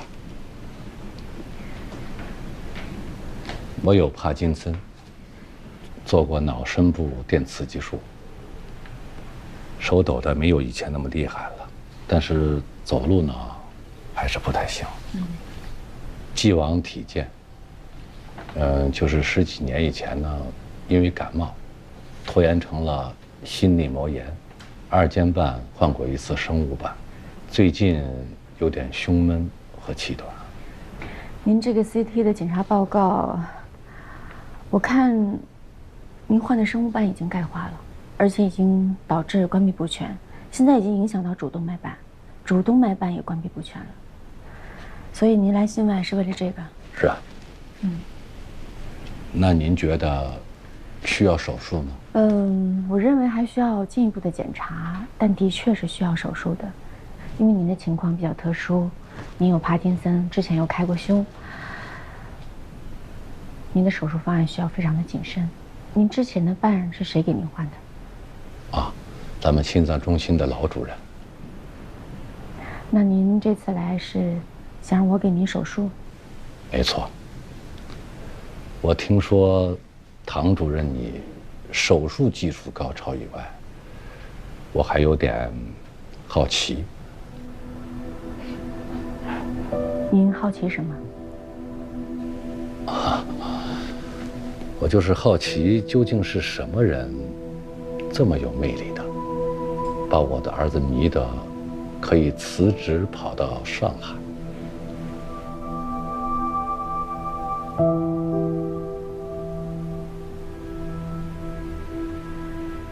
叶主任，如果您真的希望我给您手术的话，我希望你能不能换个角度看我？可以，我换个什么角度呢？患者看医生的角度。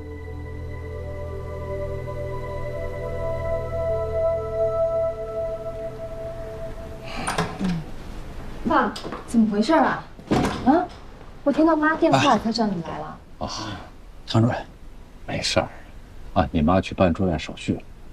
我又不是第一次住医院，紧张什么？唐主任，妈没事吧？之前换的生物斑已经钙化了，导致关闭不全，而且已经影响到主动脉瓣，也导致关闭不全了。不过不用担心，我会开一些检查再看一看，但估计是需要手术的。麻烦你了。没关系，那你们慢慢说。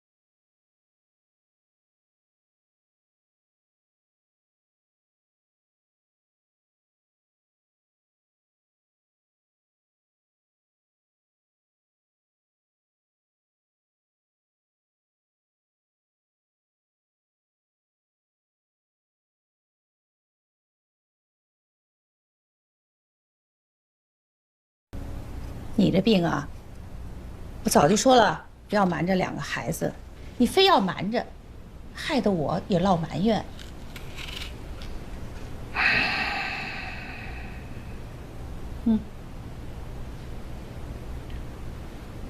哎呦，孔主任呐，一个苹果，恨不得被你削掉一半，太浪费了。有的吃就不错了，哪那么多花？哎，那个唐佳玉怎么样啊？像你，凶巴巴的。哼。再观察观察，哪能一会儿就看出来了？哎，当初儿子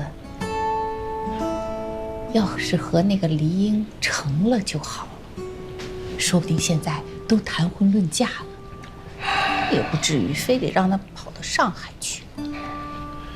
早就没戏的事儿，你还提他干嘛呀？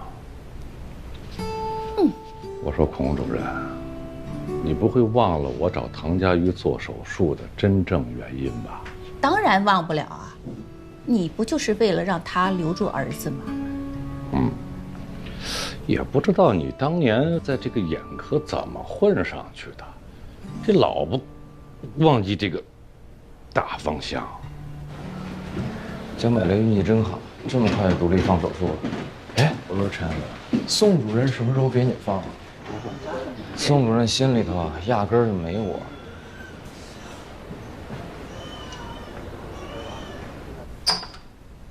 怎么样？有没有急需要移植又等不到供体的患者？不是病情太重，已经做不了人工心脏啊，就是病情尚可，打算继续等供体的。目前没有合适的受试者。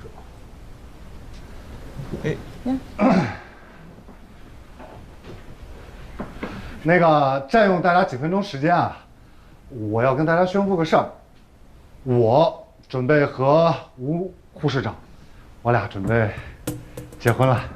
真的？真的？哎呀！哎呦！恭喜啊，龙龙！恭喜啊！恭喜啊！哎，不是，你这干嘛呀你？你抱哪儿啊你？恭喜啊！我跟你说的话啊。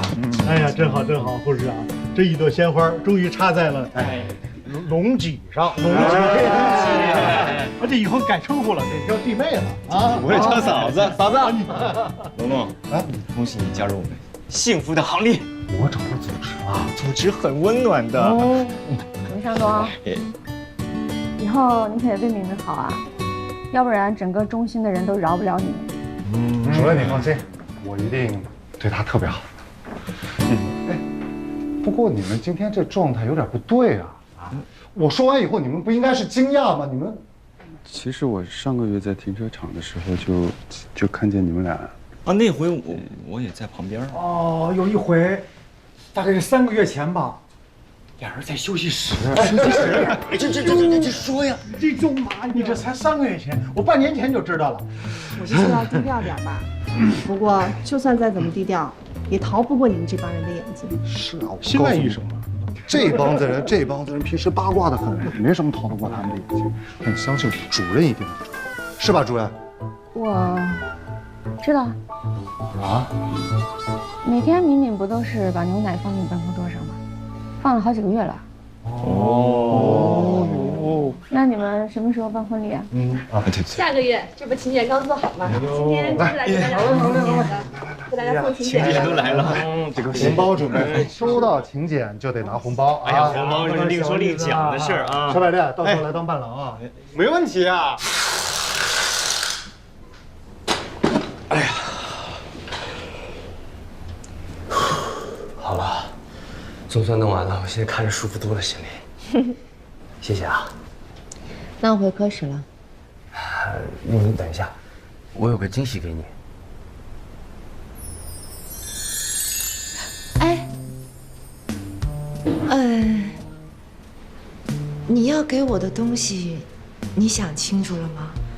是不是太快了？红工，哎，欧阳处长，那正好，我这一过来。来，欧阳处长，这是我跟吴敏敏的结婚请柬，记得一定要来。红工，这是你的。好。你和吴护士长，什么时候的事儿？我知道他谈恋爱了，但是我是不知道是吴护士长。你怎么知道的？哎呀，他粗心大意，把那个求婚戒指放在一个资料箱里了，结果被我给发现了。对，哎，就在那天让你整理的那个资料箱里，你没看见吗？戒指是你的？是啊，是我的呀。我那天不小心把戒指弄到那个材料箱里了，然后我就找王工要，多亏了王工。啊，对，那这样我得多谢谢他。那没什么事，我就先走了。我还有这么多请柬要发。好啊，到时候记得一定要来。行，拜拜。哎，婚礼见啊！哎呀，这么快，他们都要结婚了。那我也回科室了。哎，你等会儿。奶茶？这家特别火，每天要排队排好长时间，我也等了好久。你说要给我的东西就是奶茶？啊，小护士们都说这家特别好喝，女孩都喜欢喝。你自己留着喝吧，我不爱喝奶茶。怎么会有女孩不喜欢喝奶茶呢？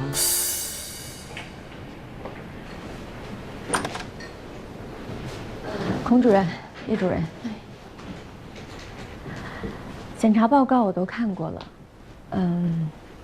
如果选择开胸呢，确实是太危险了，主要是术后的恢复太困难了，因为您的身体没有办法下地走路锻炼，长期卧床会导致您患有坠积性肺炎。这些我都想到了。那唐主任，你有什么具体的想法吗？我倒是建议您可以做胎位，是一种介入的半中瓣，在您心尖上开一个非常小的口子，用介入的方法把二尖瓣跟主动脉瓣放进去，这样不需要开胸，而且术后恢复得快，也不会加重您之前开刀造成的粘连。那已经钙化了的生物瓣呢？不用取出来，所以才叫半中瓣。这是这几年刚有的一种新的技术，做过之后的病人术后反应都非常好。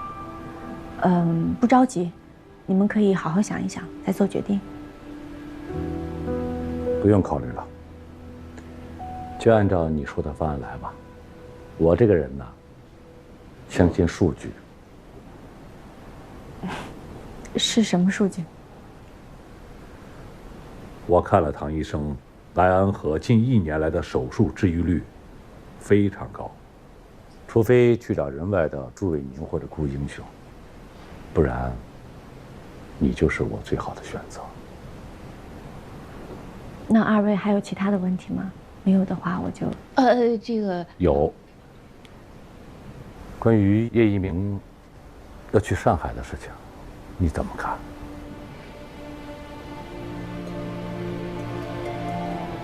我老叶的意思是说啊，你跟一鸣经常的合作，这个外科要是有一个好的麻醉医生，那就省事儿多了。在这方面，我们都深有体会，对吧？啊，对。我想听听唐医生你的看法。我没有什么看法。错误答案。唐医生，你也不着急，想想再回答。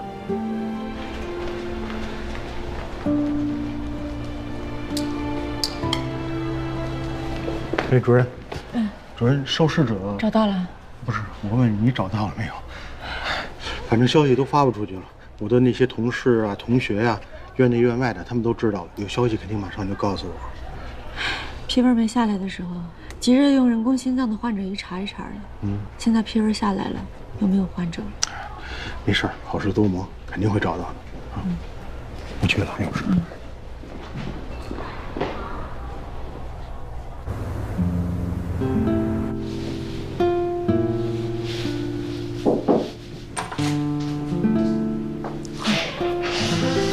儿子，我刚下手术，没吃饭吧？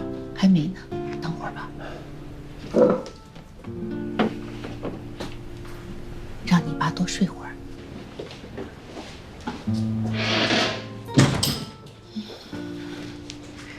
手术方案已经定了，介入半中半。唐主任告诉我和我结了，我觉得这方案行，风险小。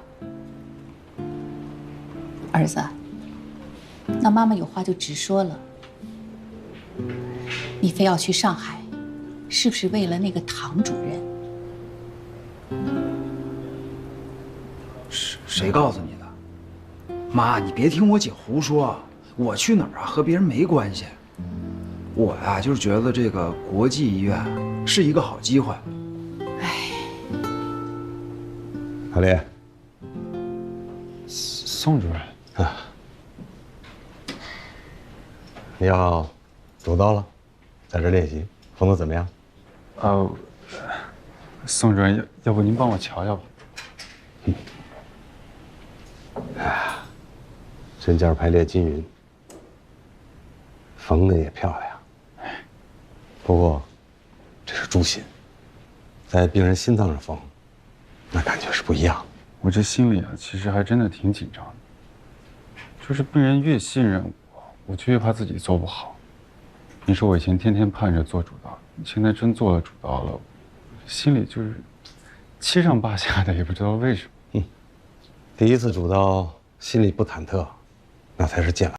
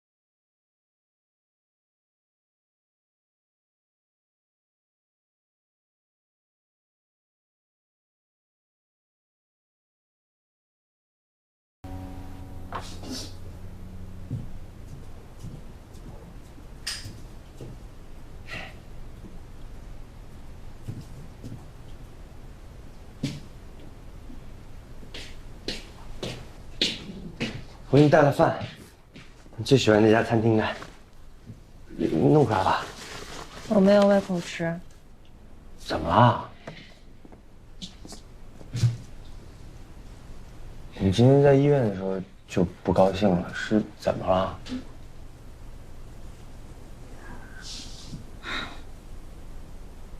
龙向东的那个戒指啊，我看见了，我以为你要跟我求婚，结果你因为这个事儿生气了？也没有。其实我也没什么气好生的，反正我们2个人认识的时间也不长嘛。但是我想，如果说真的要结婚的话，那就得考虑生孩子吧。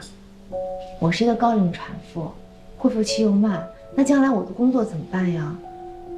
就是因为那个戒指，才让我想这么多。你别害怕啊，我完全没有逼婚的意思。我没有被吓得红。那我问你啊，你想结婚吗？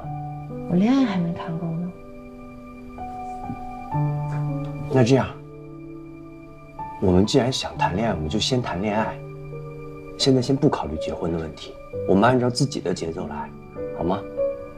包括孩子问题，我是这么想的：兵来将挡，水来土掩。如果有了，那我们就迎接他。但是绝对不能让你为了这件事放弃工作，这个我不行。你觉得这样好不好？好。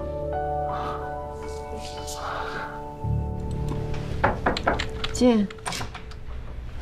主任，那个有什么事儿呢？哦，术后遗嘱开着呢。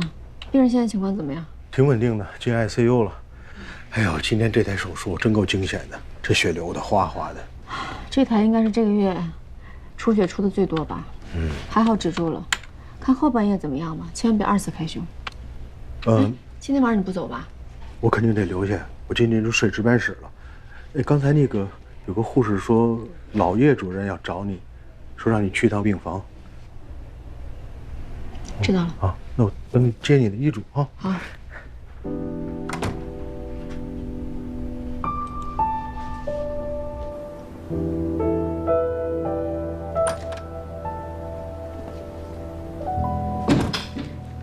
叶主任，这么晚了怎么还不休息啊？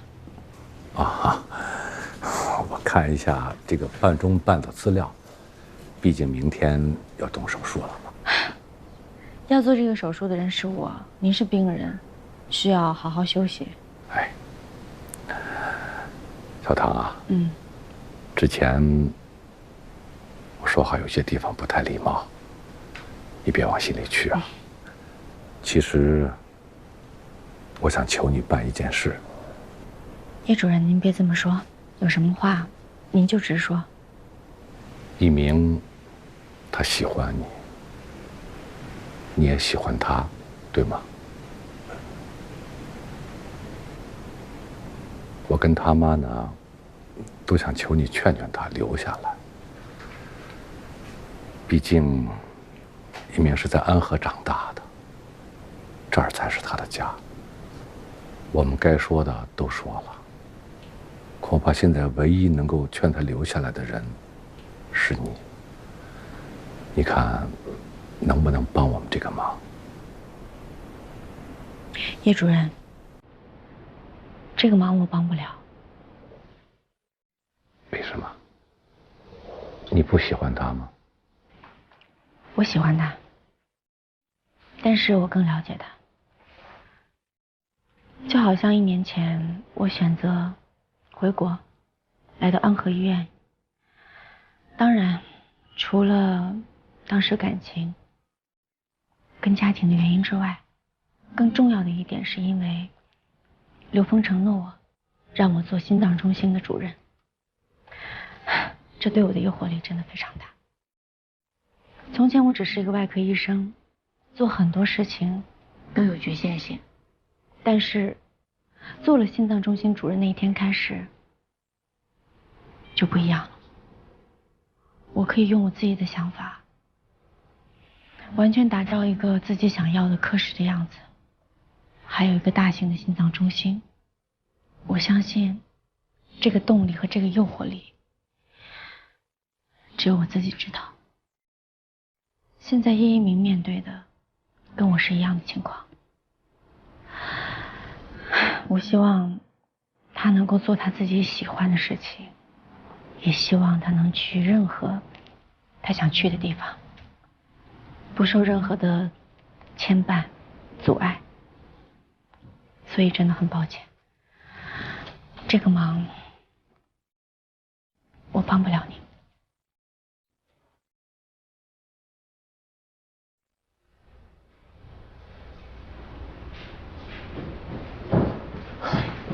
主任，怎么了？病人有大出血了？哎呦，宋宝德居然说找到人工心脏的受试者了。真的？在哪儿呢？他办公室。宋主任，哎呦，来了。哎，汤主任。哎，情况是这样的，我把消息呢放到了外院的一些微信群里。本来不以为消息会回得这么快，刚才回家都要睡了，哎，突然这消息就来了。知道你们刚下手术还没走呢，我赶紧过来了。这是检查报告，你看看。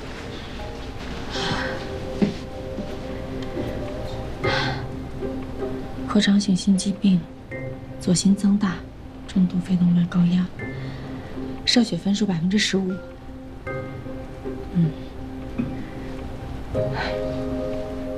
据说病人推去做 CT， 结果呢打造影剂流不回心脏 ，CT 没做成，左心室基本不泵血了。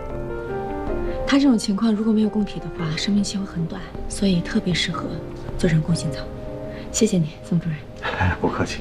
哎，不过病人和家属还在犹豫，他们对人工心脏不了解，怕医院当试验品。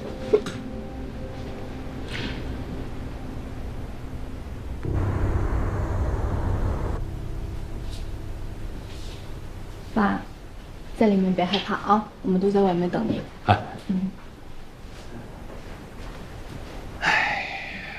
怕什么呀？这手术室啊，我都不知道进出多少次了。我帮你擦。你给别人做手术和你自己做手术能一样吗？你看这黑眼圈，就知道你紧张的没睡好觉。哎呦，孔主任，我这不是紧张好吧？我这是研读那个手术资料呢。哎，一鸣这小子怎么还没来呀？哎，这说着就来了。爸，今天是能给爸做麻醉吗？不是我叫我们科主任给做的，一会儿他们就来了，我提前过来看看。行。爸，今天感觉怎么样？哎呀，一个小小的介入术能有什么感觉呀？我现在呢就一个字，感觉好极了。来了，走，咱们到外面去。你爸爸跟弟弟有话说啊。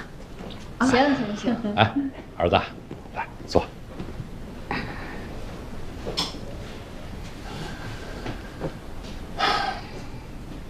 爸，你有什么要单独跟我说的？一鸣，你如果真想去国际医院，那就去吧。不过你要想清楚，你如果现在放弃了唐佳宇，你以后恐怕会后悔。儿子，如果你真碰上了一个喜欢的人，他也爱你的人，你小子就应该大胆的去冲。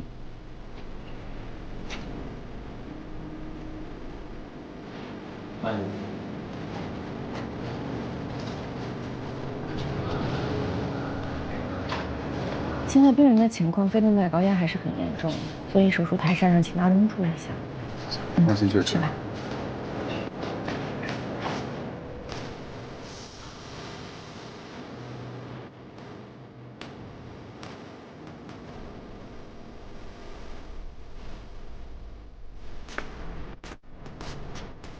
可以开始。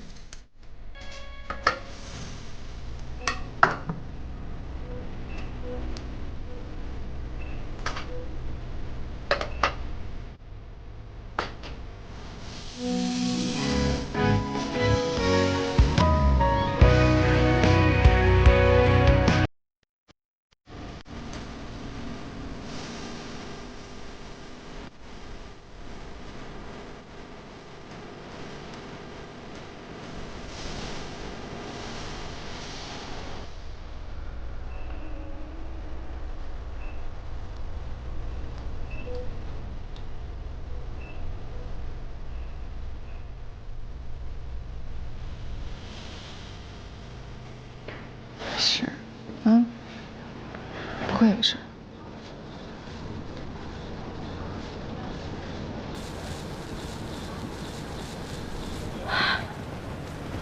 唐主任，我爸怎么样了？手术很成功，换掉了2个瓣，现在已经送到 ICU 了。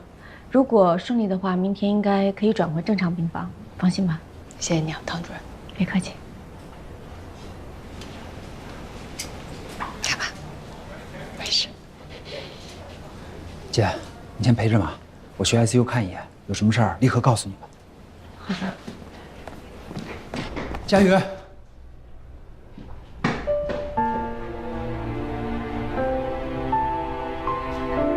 去上海的事儿，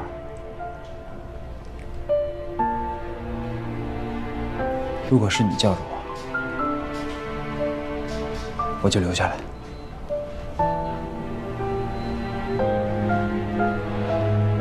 一鸣，去做你自己想做的事儿吧，不要为了我而留下来，完成你的理想。打造一个你想要的麻醉科。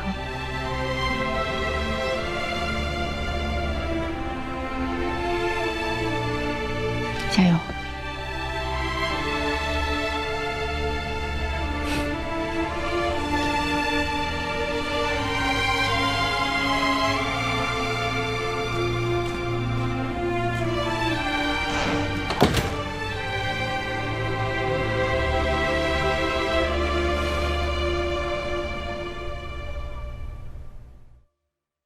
接通了是吗？看得见吗？这是我们重病组的同事们，我是唐医生。我叫李美玉。这是我的父亲。你等说。你好。以你父亲现在的情况，如果再等不到合适的供体，是非常适合人工心脏植入的。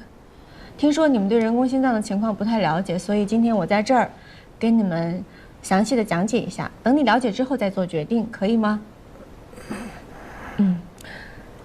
人工心脏植入并不是把病人原本的心脏切除，它而是在病人的左心室的心尖上开一个小洞，然后把这个东西缝进去。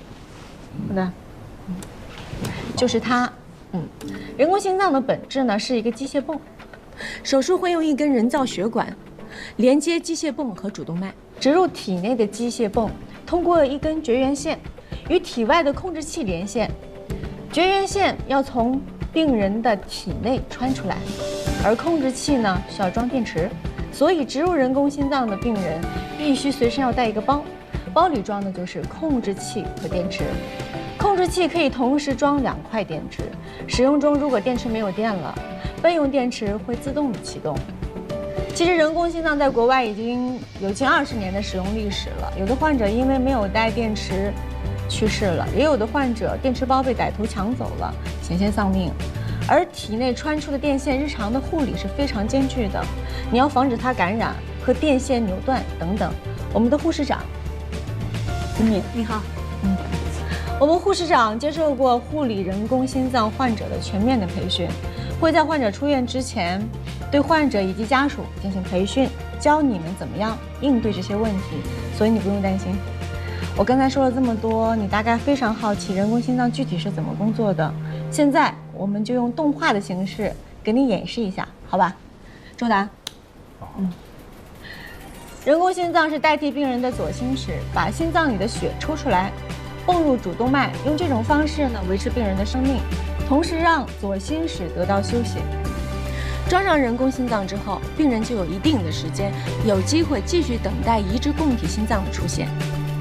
林美玉，你现在看到的不是进口的产品，是我们正在研发的全磁悬浮人工心脏。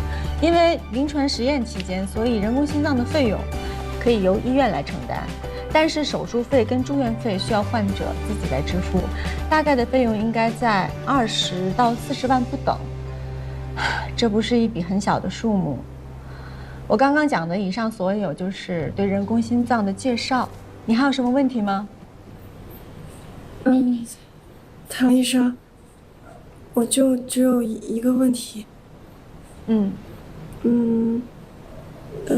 那个关于人工心脏，我好像听懂了，但是也没有完全听懂。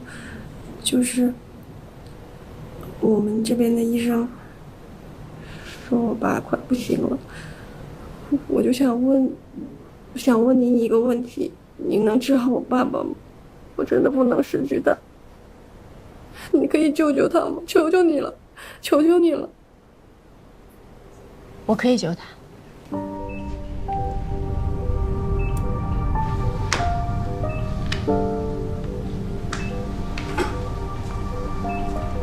体征一切正常。张医生，我们都准备好了。好的，秦老师。心外必胜。闭上。开始手术。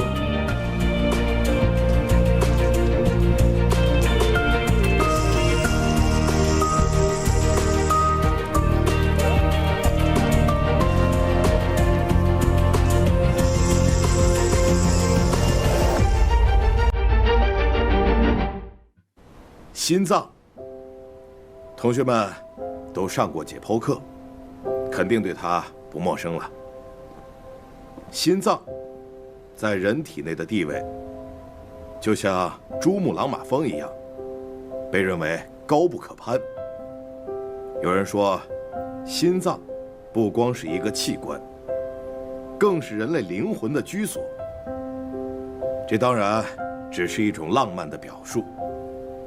但是，要在跳动的心脏上动刀，曾是现代外科最大的禁忌。直到50年代，人工心肺机，就是体外循环的发明，才使得心脏直视手术成为可能。心脏外科一直都是外科皇冠上那颗最耀眼的宝石。好，从今天开始，我们就要学习外科学中心脏疾病这一章。在上课之前呢，我想问问同学们，未来有谁想选择从事心外呢？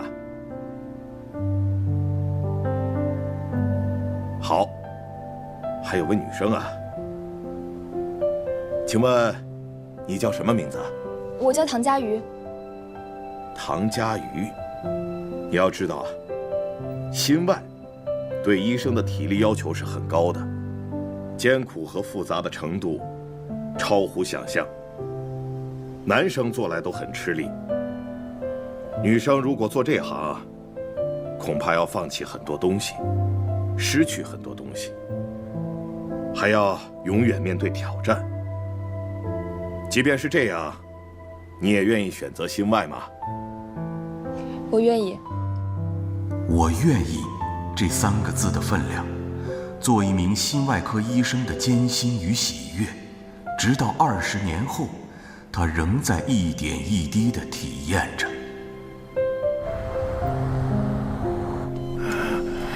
林美玉，唐医生，林德栓，这么远转院过来辛苦了，现在感觉怎么样？就是喘不上气儿。肯定不舒服，我给你检查一下，家属把裤子解开一下。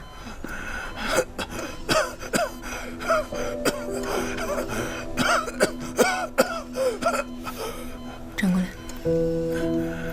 好，谢谢。可以吗？有点凉啊。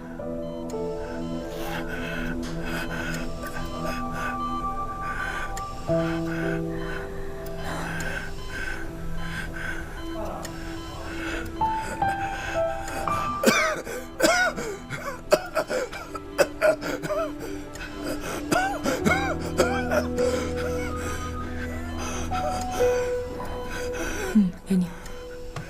来，心脏的情况还是挺严重的，我会让他们通知移植平台，看有没有合适的供体。如果没有的话，植入手术要尽快。那个医生，咱们能不能稍微晚3天再做？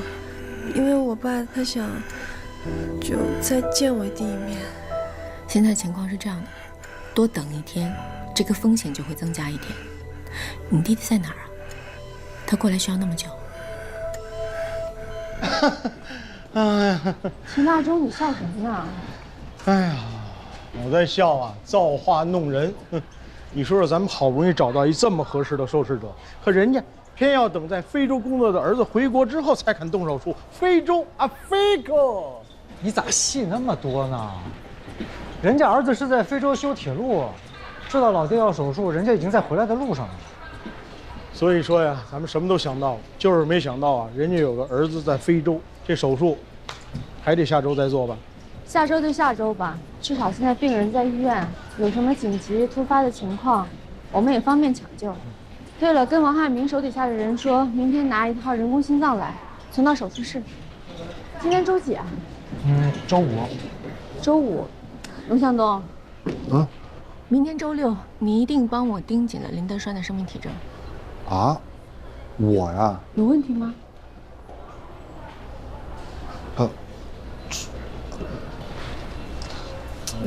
哎呦，你什么你呀？主任平常那么多事儿，你不说他早忘了。就是，主任，明天我结婚。哎呦，我怎么都给忘了？我就想这2天有个大事儿，原来是你结婚大事儿。忘了就是忘了，不用后找我啊。主任没事，多存点份子就行。那个我自己忙的都快忘了，不过现在也还好，既然受试者已经确定了，大家也都安心了。哦，对了，你们得早点来，我一个人有点忙不过来，我还稍微有点紧张，看见你们我能踏实点。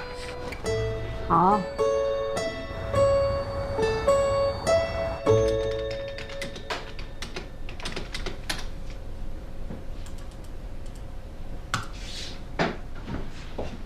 叶主任，曹主任那边有台急诊手术，咱科室的人都排满了，问你能不能过去帮忙做一下麻醉。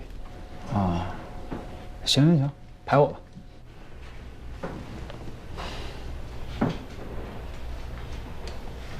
嗨，呀，来看我啦？听说你找到受试者，来恭喜你。给我带好吃的啦！恭喜我就给我买快餐呢。哎呀，主要是最近吧，王海明老是带我去下馆子，外面的饭呢真的有点吃腻了，所以我觉得吃点快餐挺好的。你这秀恩爱吧？没有，我说的是真的。其实有时候吧，我觉得王海明挺讨厌的，总是带我干这个啊，干那个，烦都烦死了。秀吧，你就秀恩爱吧，我就秀一点。行，我愿意看你秀。现在看到你这样，挺为你开心的。哪像是第一次见你啊，整天板着脸，那个样子凶极了，不知道还以为是女版终结者呢。哎呦，那时候我看你啊，可吓人了。你不是说我是机器人吗？那不是逗你的吗？过来，我那时候真是挺怕你的。你给我一瞪眼睛，我觉得下一秒能把我掐死。其实呢，我也怕你。有什么可怕的？我这么温柔可爱、善良美丽，有啥好怕的？怕你不知道什么时候又给我惹出乱子来，让我收不了场。谢谢。别人呀，我只要准备 A、B 2个方案就足够应付了。对于你呢，就是 A、B、C、D、E 都不够。我其实觉得，其实你现在吧，应该是特别爱我。你少臭美。你不爱吗？我还是害怕你。我有什么好怕的？怕你不开心。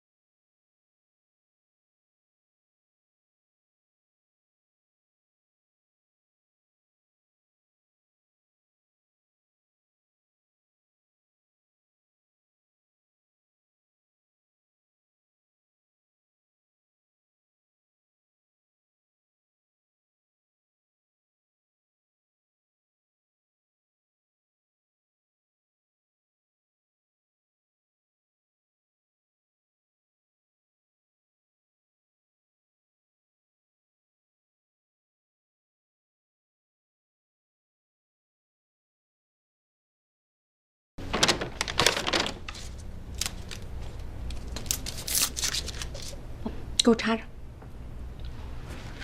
是。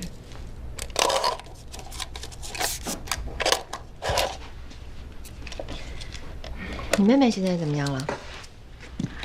我妈说最近挺好的，前一段时间他们带孩子来复查了，检查结果是应该可以坚持到5岁左右吧，再做第2次手术。全家挺开心的，还准备最近去度假，还问我去不去。度假？哼，这俩字怎么写我都忘了。咱们俩想的是一样的，我们跟人家就不是一个次元的人。我每次在手术室手术的时候，累得不行的时候，我就想，如果此刻我在度假，躺在海边，放眼望去，茫茫的大海，我就这样躺着，点一杯冰啤酒，脑子放空，什么都不想，这种日子多爽！你想的还挺美。我的愿望呢，就是今年医院福利不要再发店名称了。哎，我听说那个泌尿科主任都6个店名称了，是真的吗？当然是真的了，我跟你讲，他都快疯了。他说他以后退休之后都能开个烙饼铺了。哎，我就纳了闷了，你说咱们医院为什么就不能来点实际的东西？什么实际啊？这个啊，肤浅，你说是不是？这个小区的房源紧俏，而且你们可以看，这个房子呀保养的特别好，住在这儿的人是医生，房东啊已经租给他好多年了。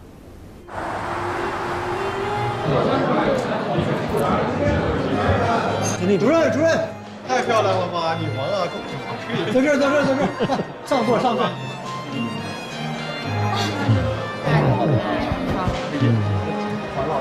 你正好挨着 ZZ， 老王这回算找了一好媳妇儿了。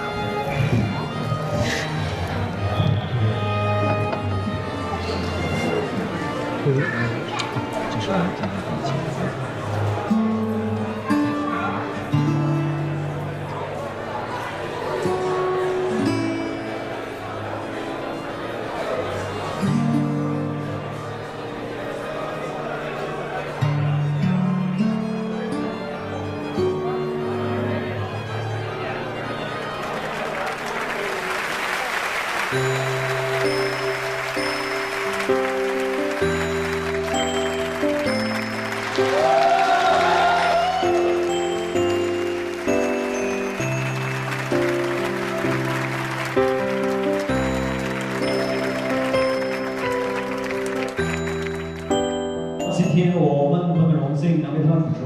接下来呢是婚事的环节，你的新人请认真的倾听我下面一段话，并郑重的回答我所提出的问题。朋友们，婚姻是一种承诺，婚姻要求的是延续一生的相互陪伴，这里面包括了2个人之间的相互帮助、安慰，还有爱。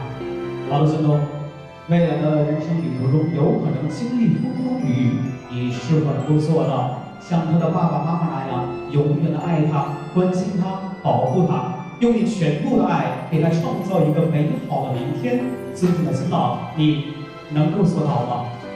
我能够做到。来吧，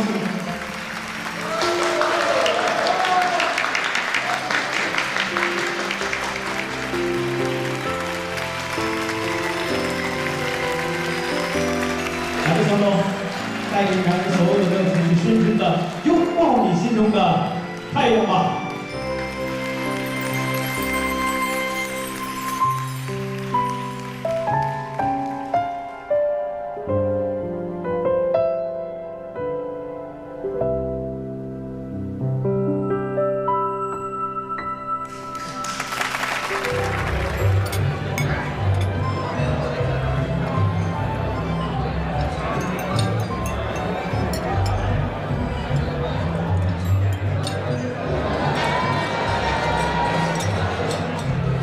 你也流出来了。哦，我如果带不出来，他们就该敬酒了。我今天不太想喝。龙向东和吴副市长，他们俩真的很幸福。是啊，可是不是所有人都能拥有这样的幸福。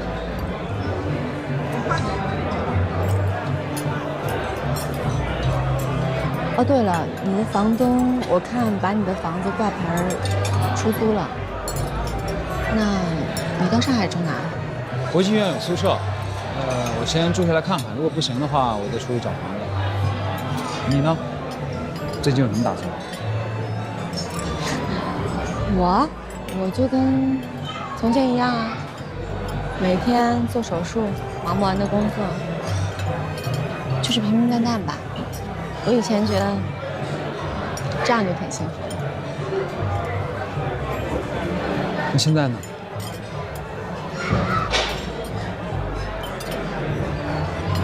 现在，可能等到人工心脏真正上市吧，或者还有一些新的医学上的学术的突破，可能幸福本来就是遥不可及，就这样安稳的过日子，就挺好的。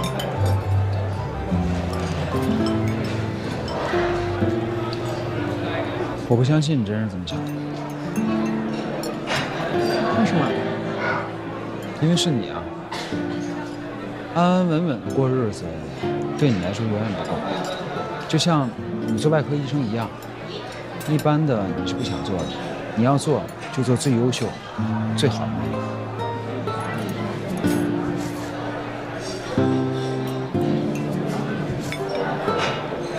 我有那么贪心吗？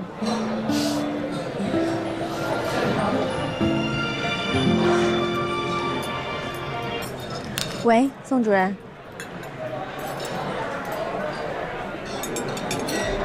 知道了，马上回来。怎么了？出事儿了。走吧，把周明祖没喝酒的都叫上，回医院。你爸爸情况不太好，不要着急啊，唐主任马上就来。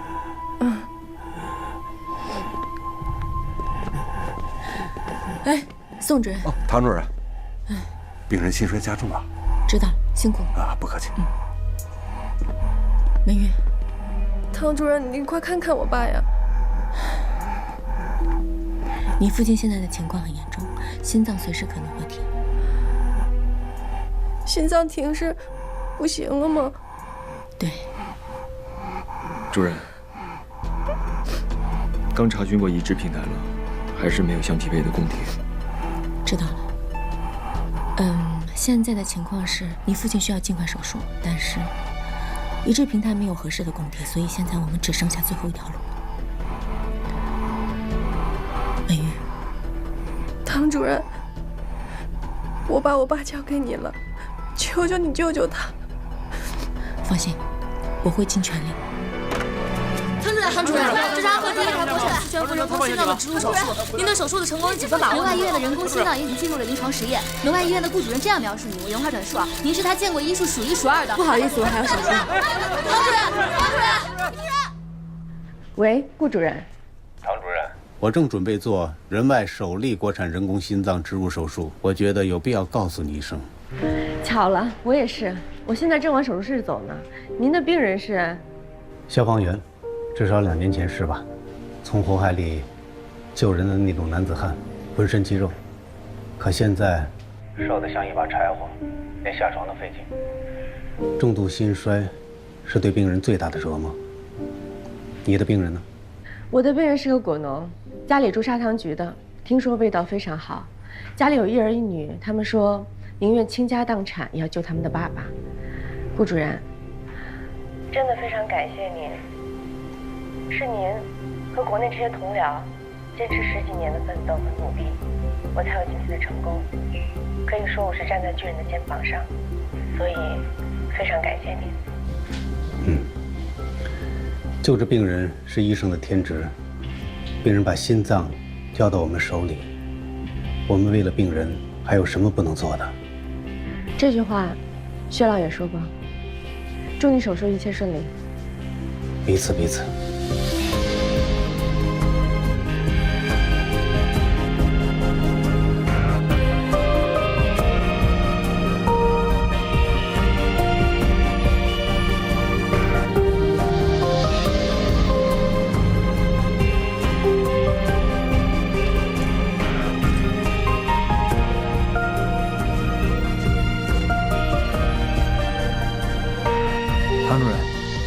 人生命体征稳定，已经进入麻醉状态。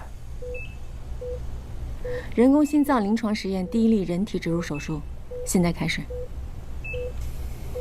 手术刀。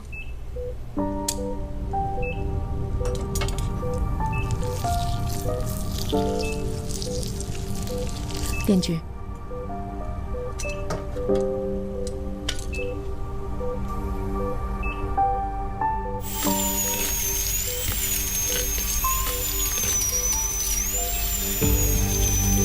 来，开胸器。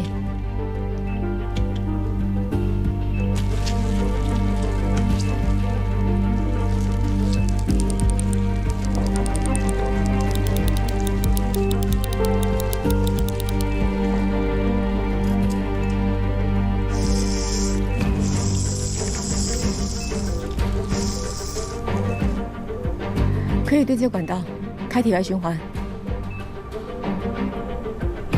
转机，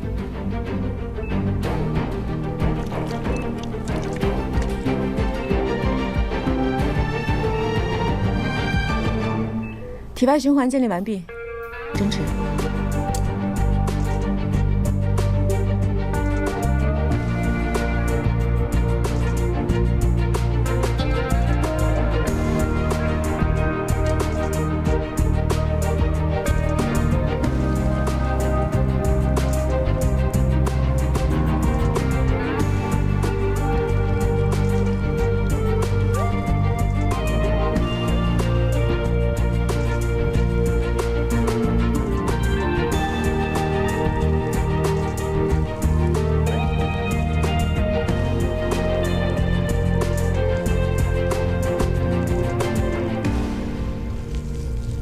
人工血管，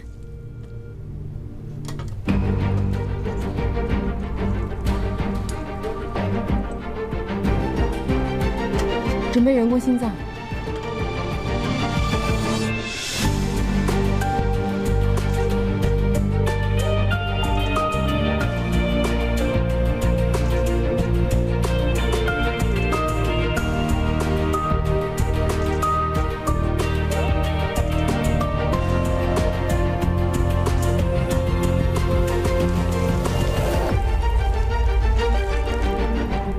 人工心脏植入完成，准备启动人工心脏，开放升主动脉，心脏跳动恢复后，体外循环缓慢减流量。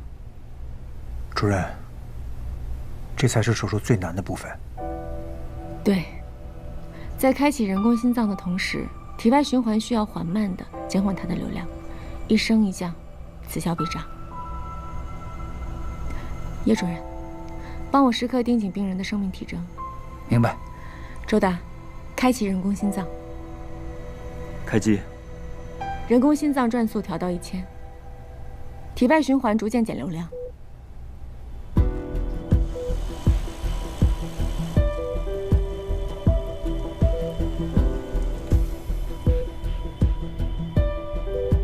人工心脏转速调到1400。1400。人工心脏转速调到1800。1800，转速调到2200。2200，转速调到2500。2500。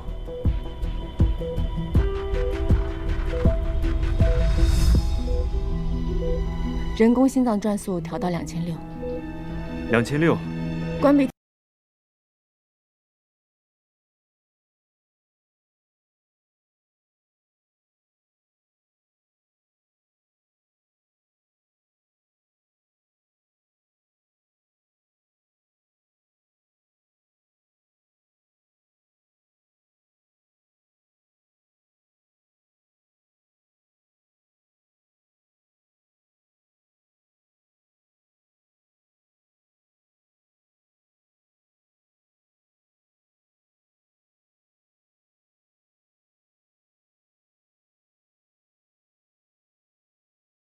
可以达到平衡了。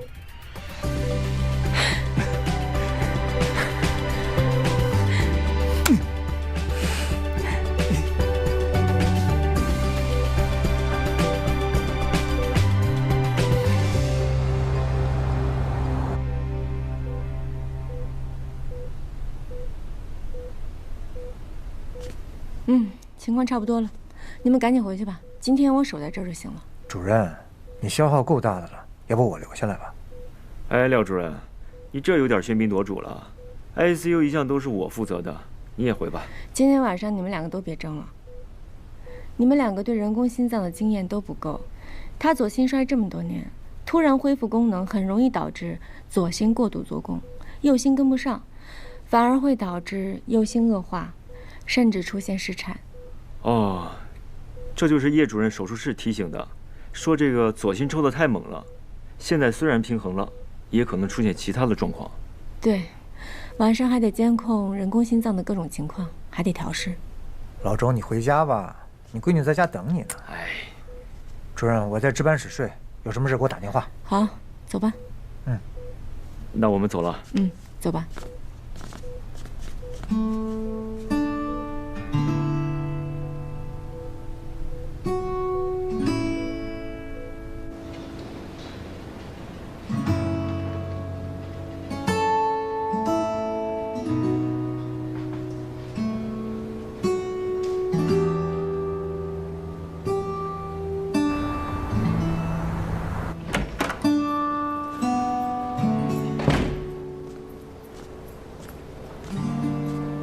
李美玉，李美玉，你爸爸现在情况挺稳定的，我带你去看看他。哎，等一下，我给我弟弟发个消息，这样他下飞机就知道我爸爸手术成功了。啊，对了，有件事情跟你说明一下，装了人工心脏的病人，从胸口听是听不到心跳的，不是说他的心脏不跳了，而是因为他的机器声音嗡嗡作响，会听不清心脏的跳动，所以你不用害怕，好吗？来吧，谢谢。记录一下。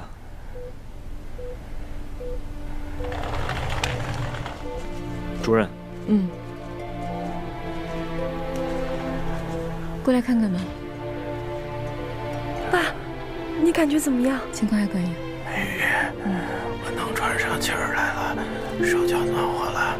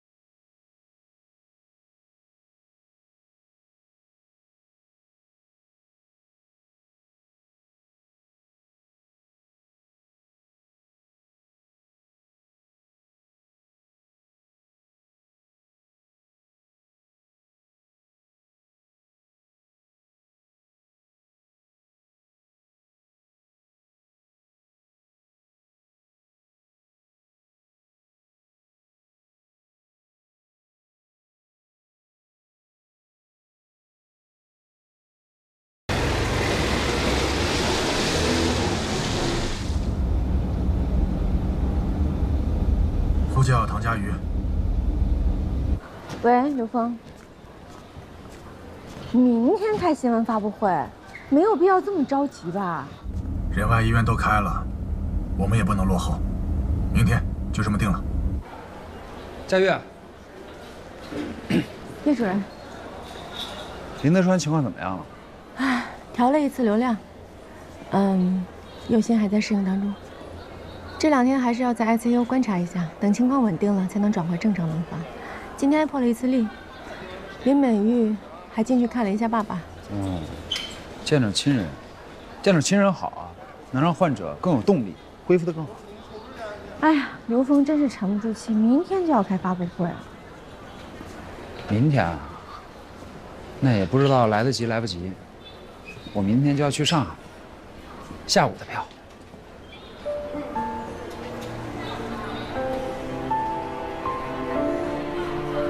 这么快？啊，安和的离职手续都办得差不多了，上海那边一直在催我，我就心想，赶快过去吧。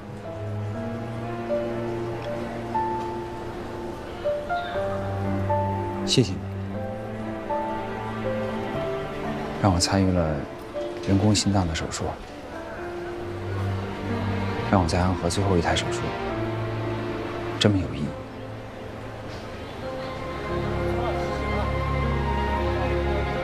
佳悦，你怎么了？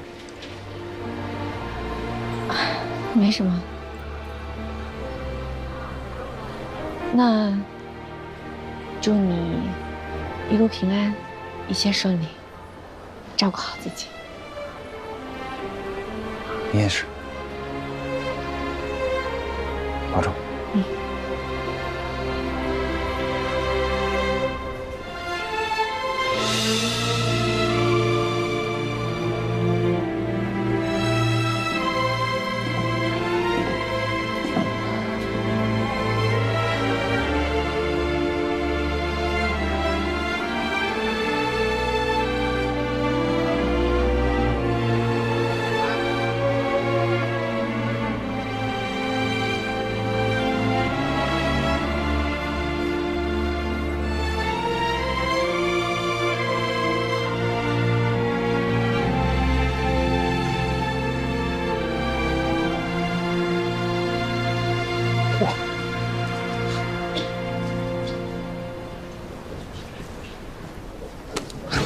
看什么呢？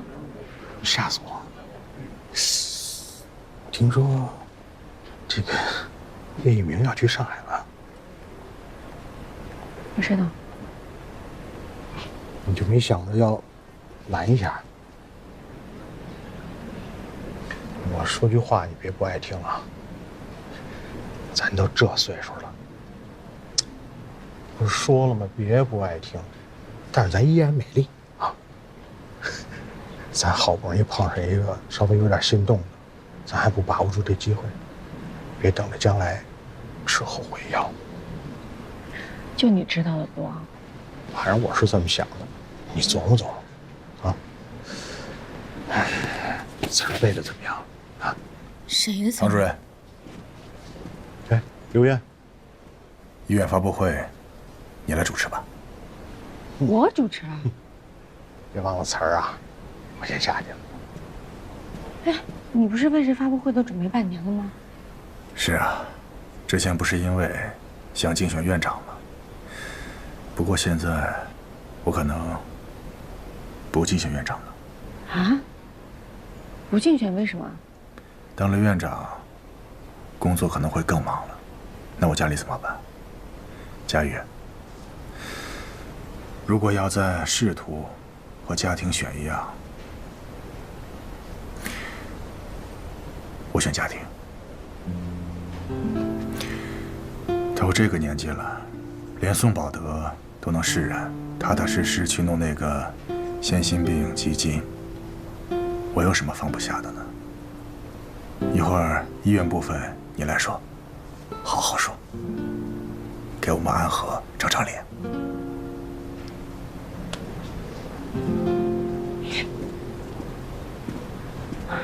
我一开始研发人工心脏，只是为了制造一台完美的血泵。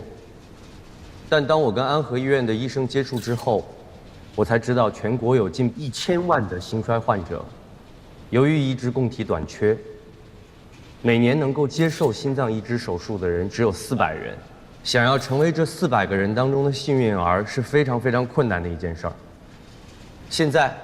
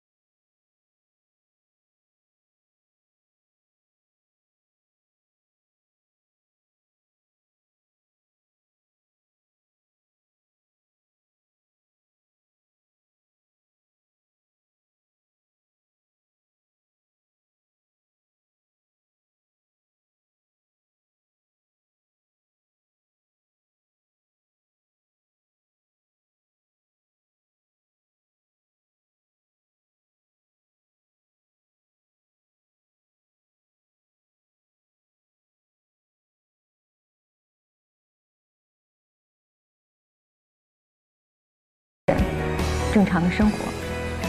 离人工心脏真正意义上市，还有很长的一段路。医学研发人员会不懈地努力，以最快的、最短的时间，把人工心脏带给我们全国的使用者。谢谢。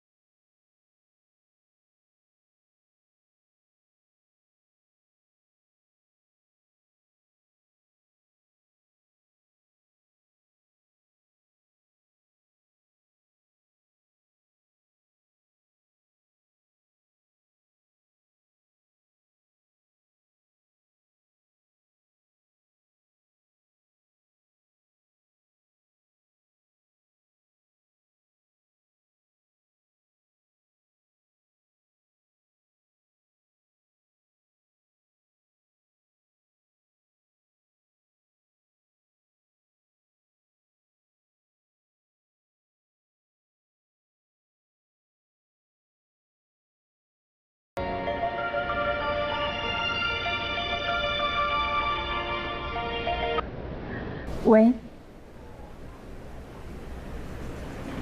知道了，马上回来。又来了一台急诊夹层。走吧。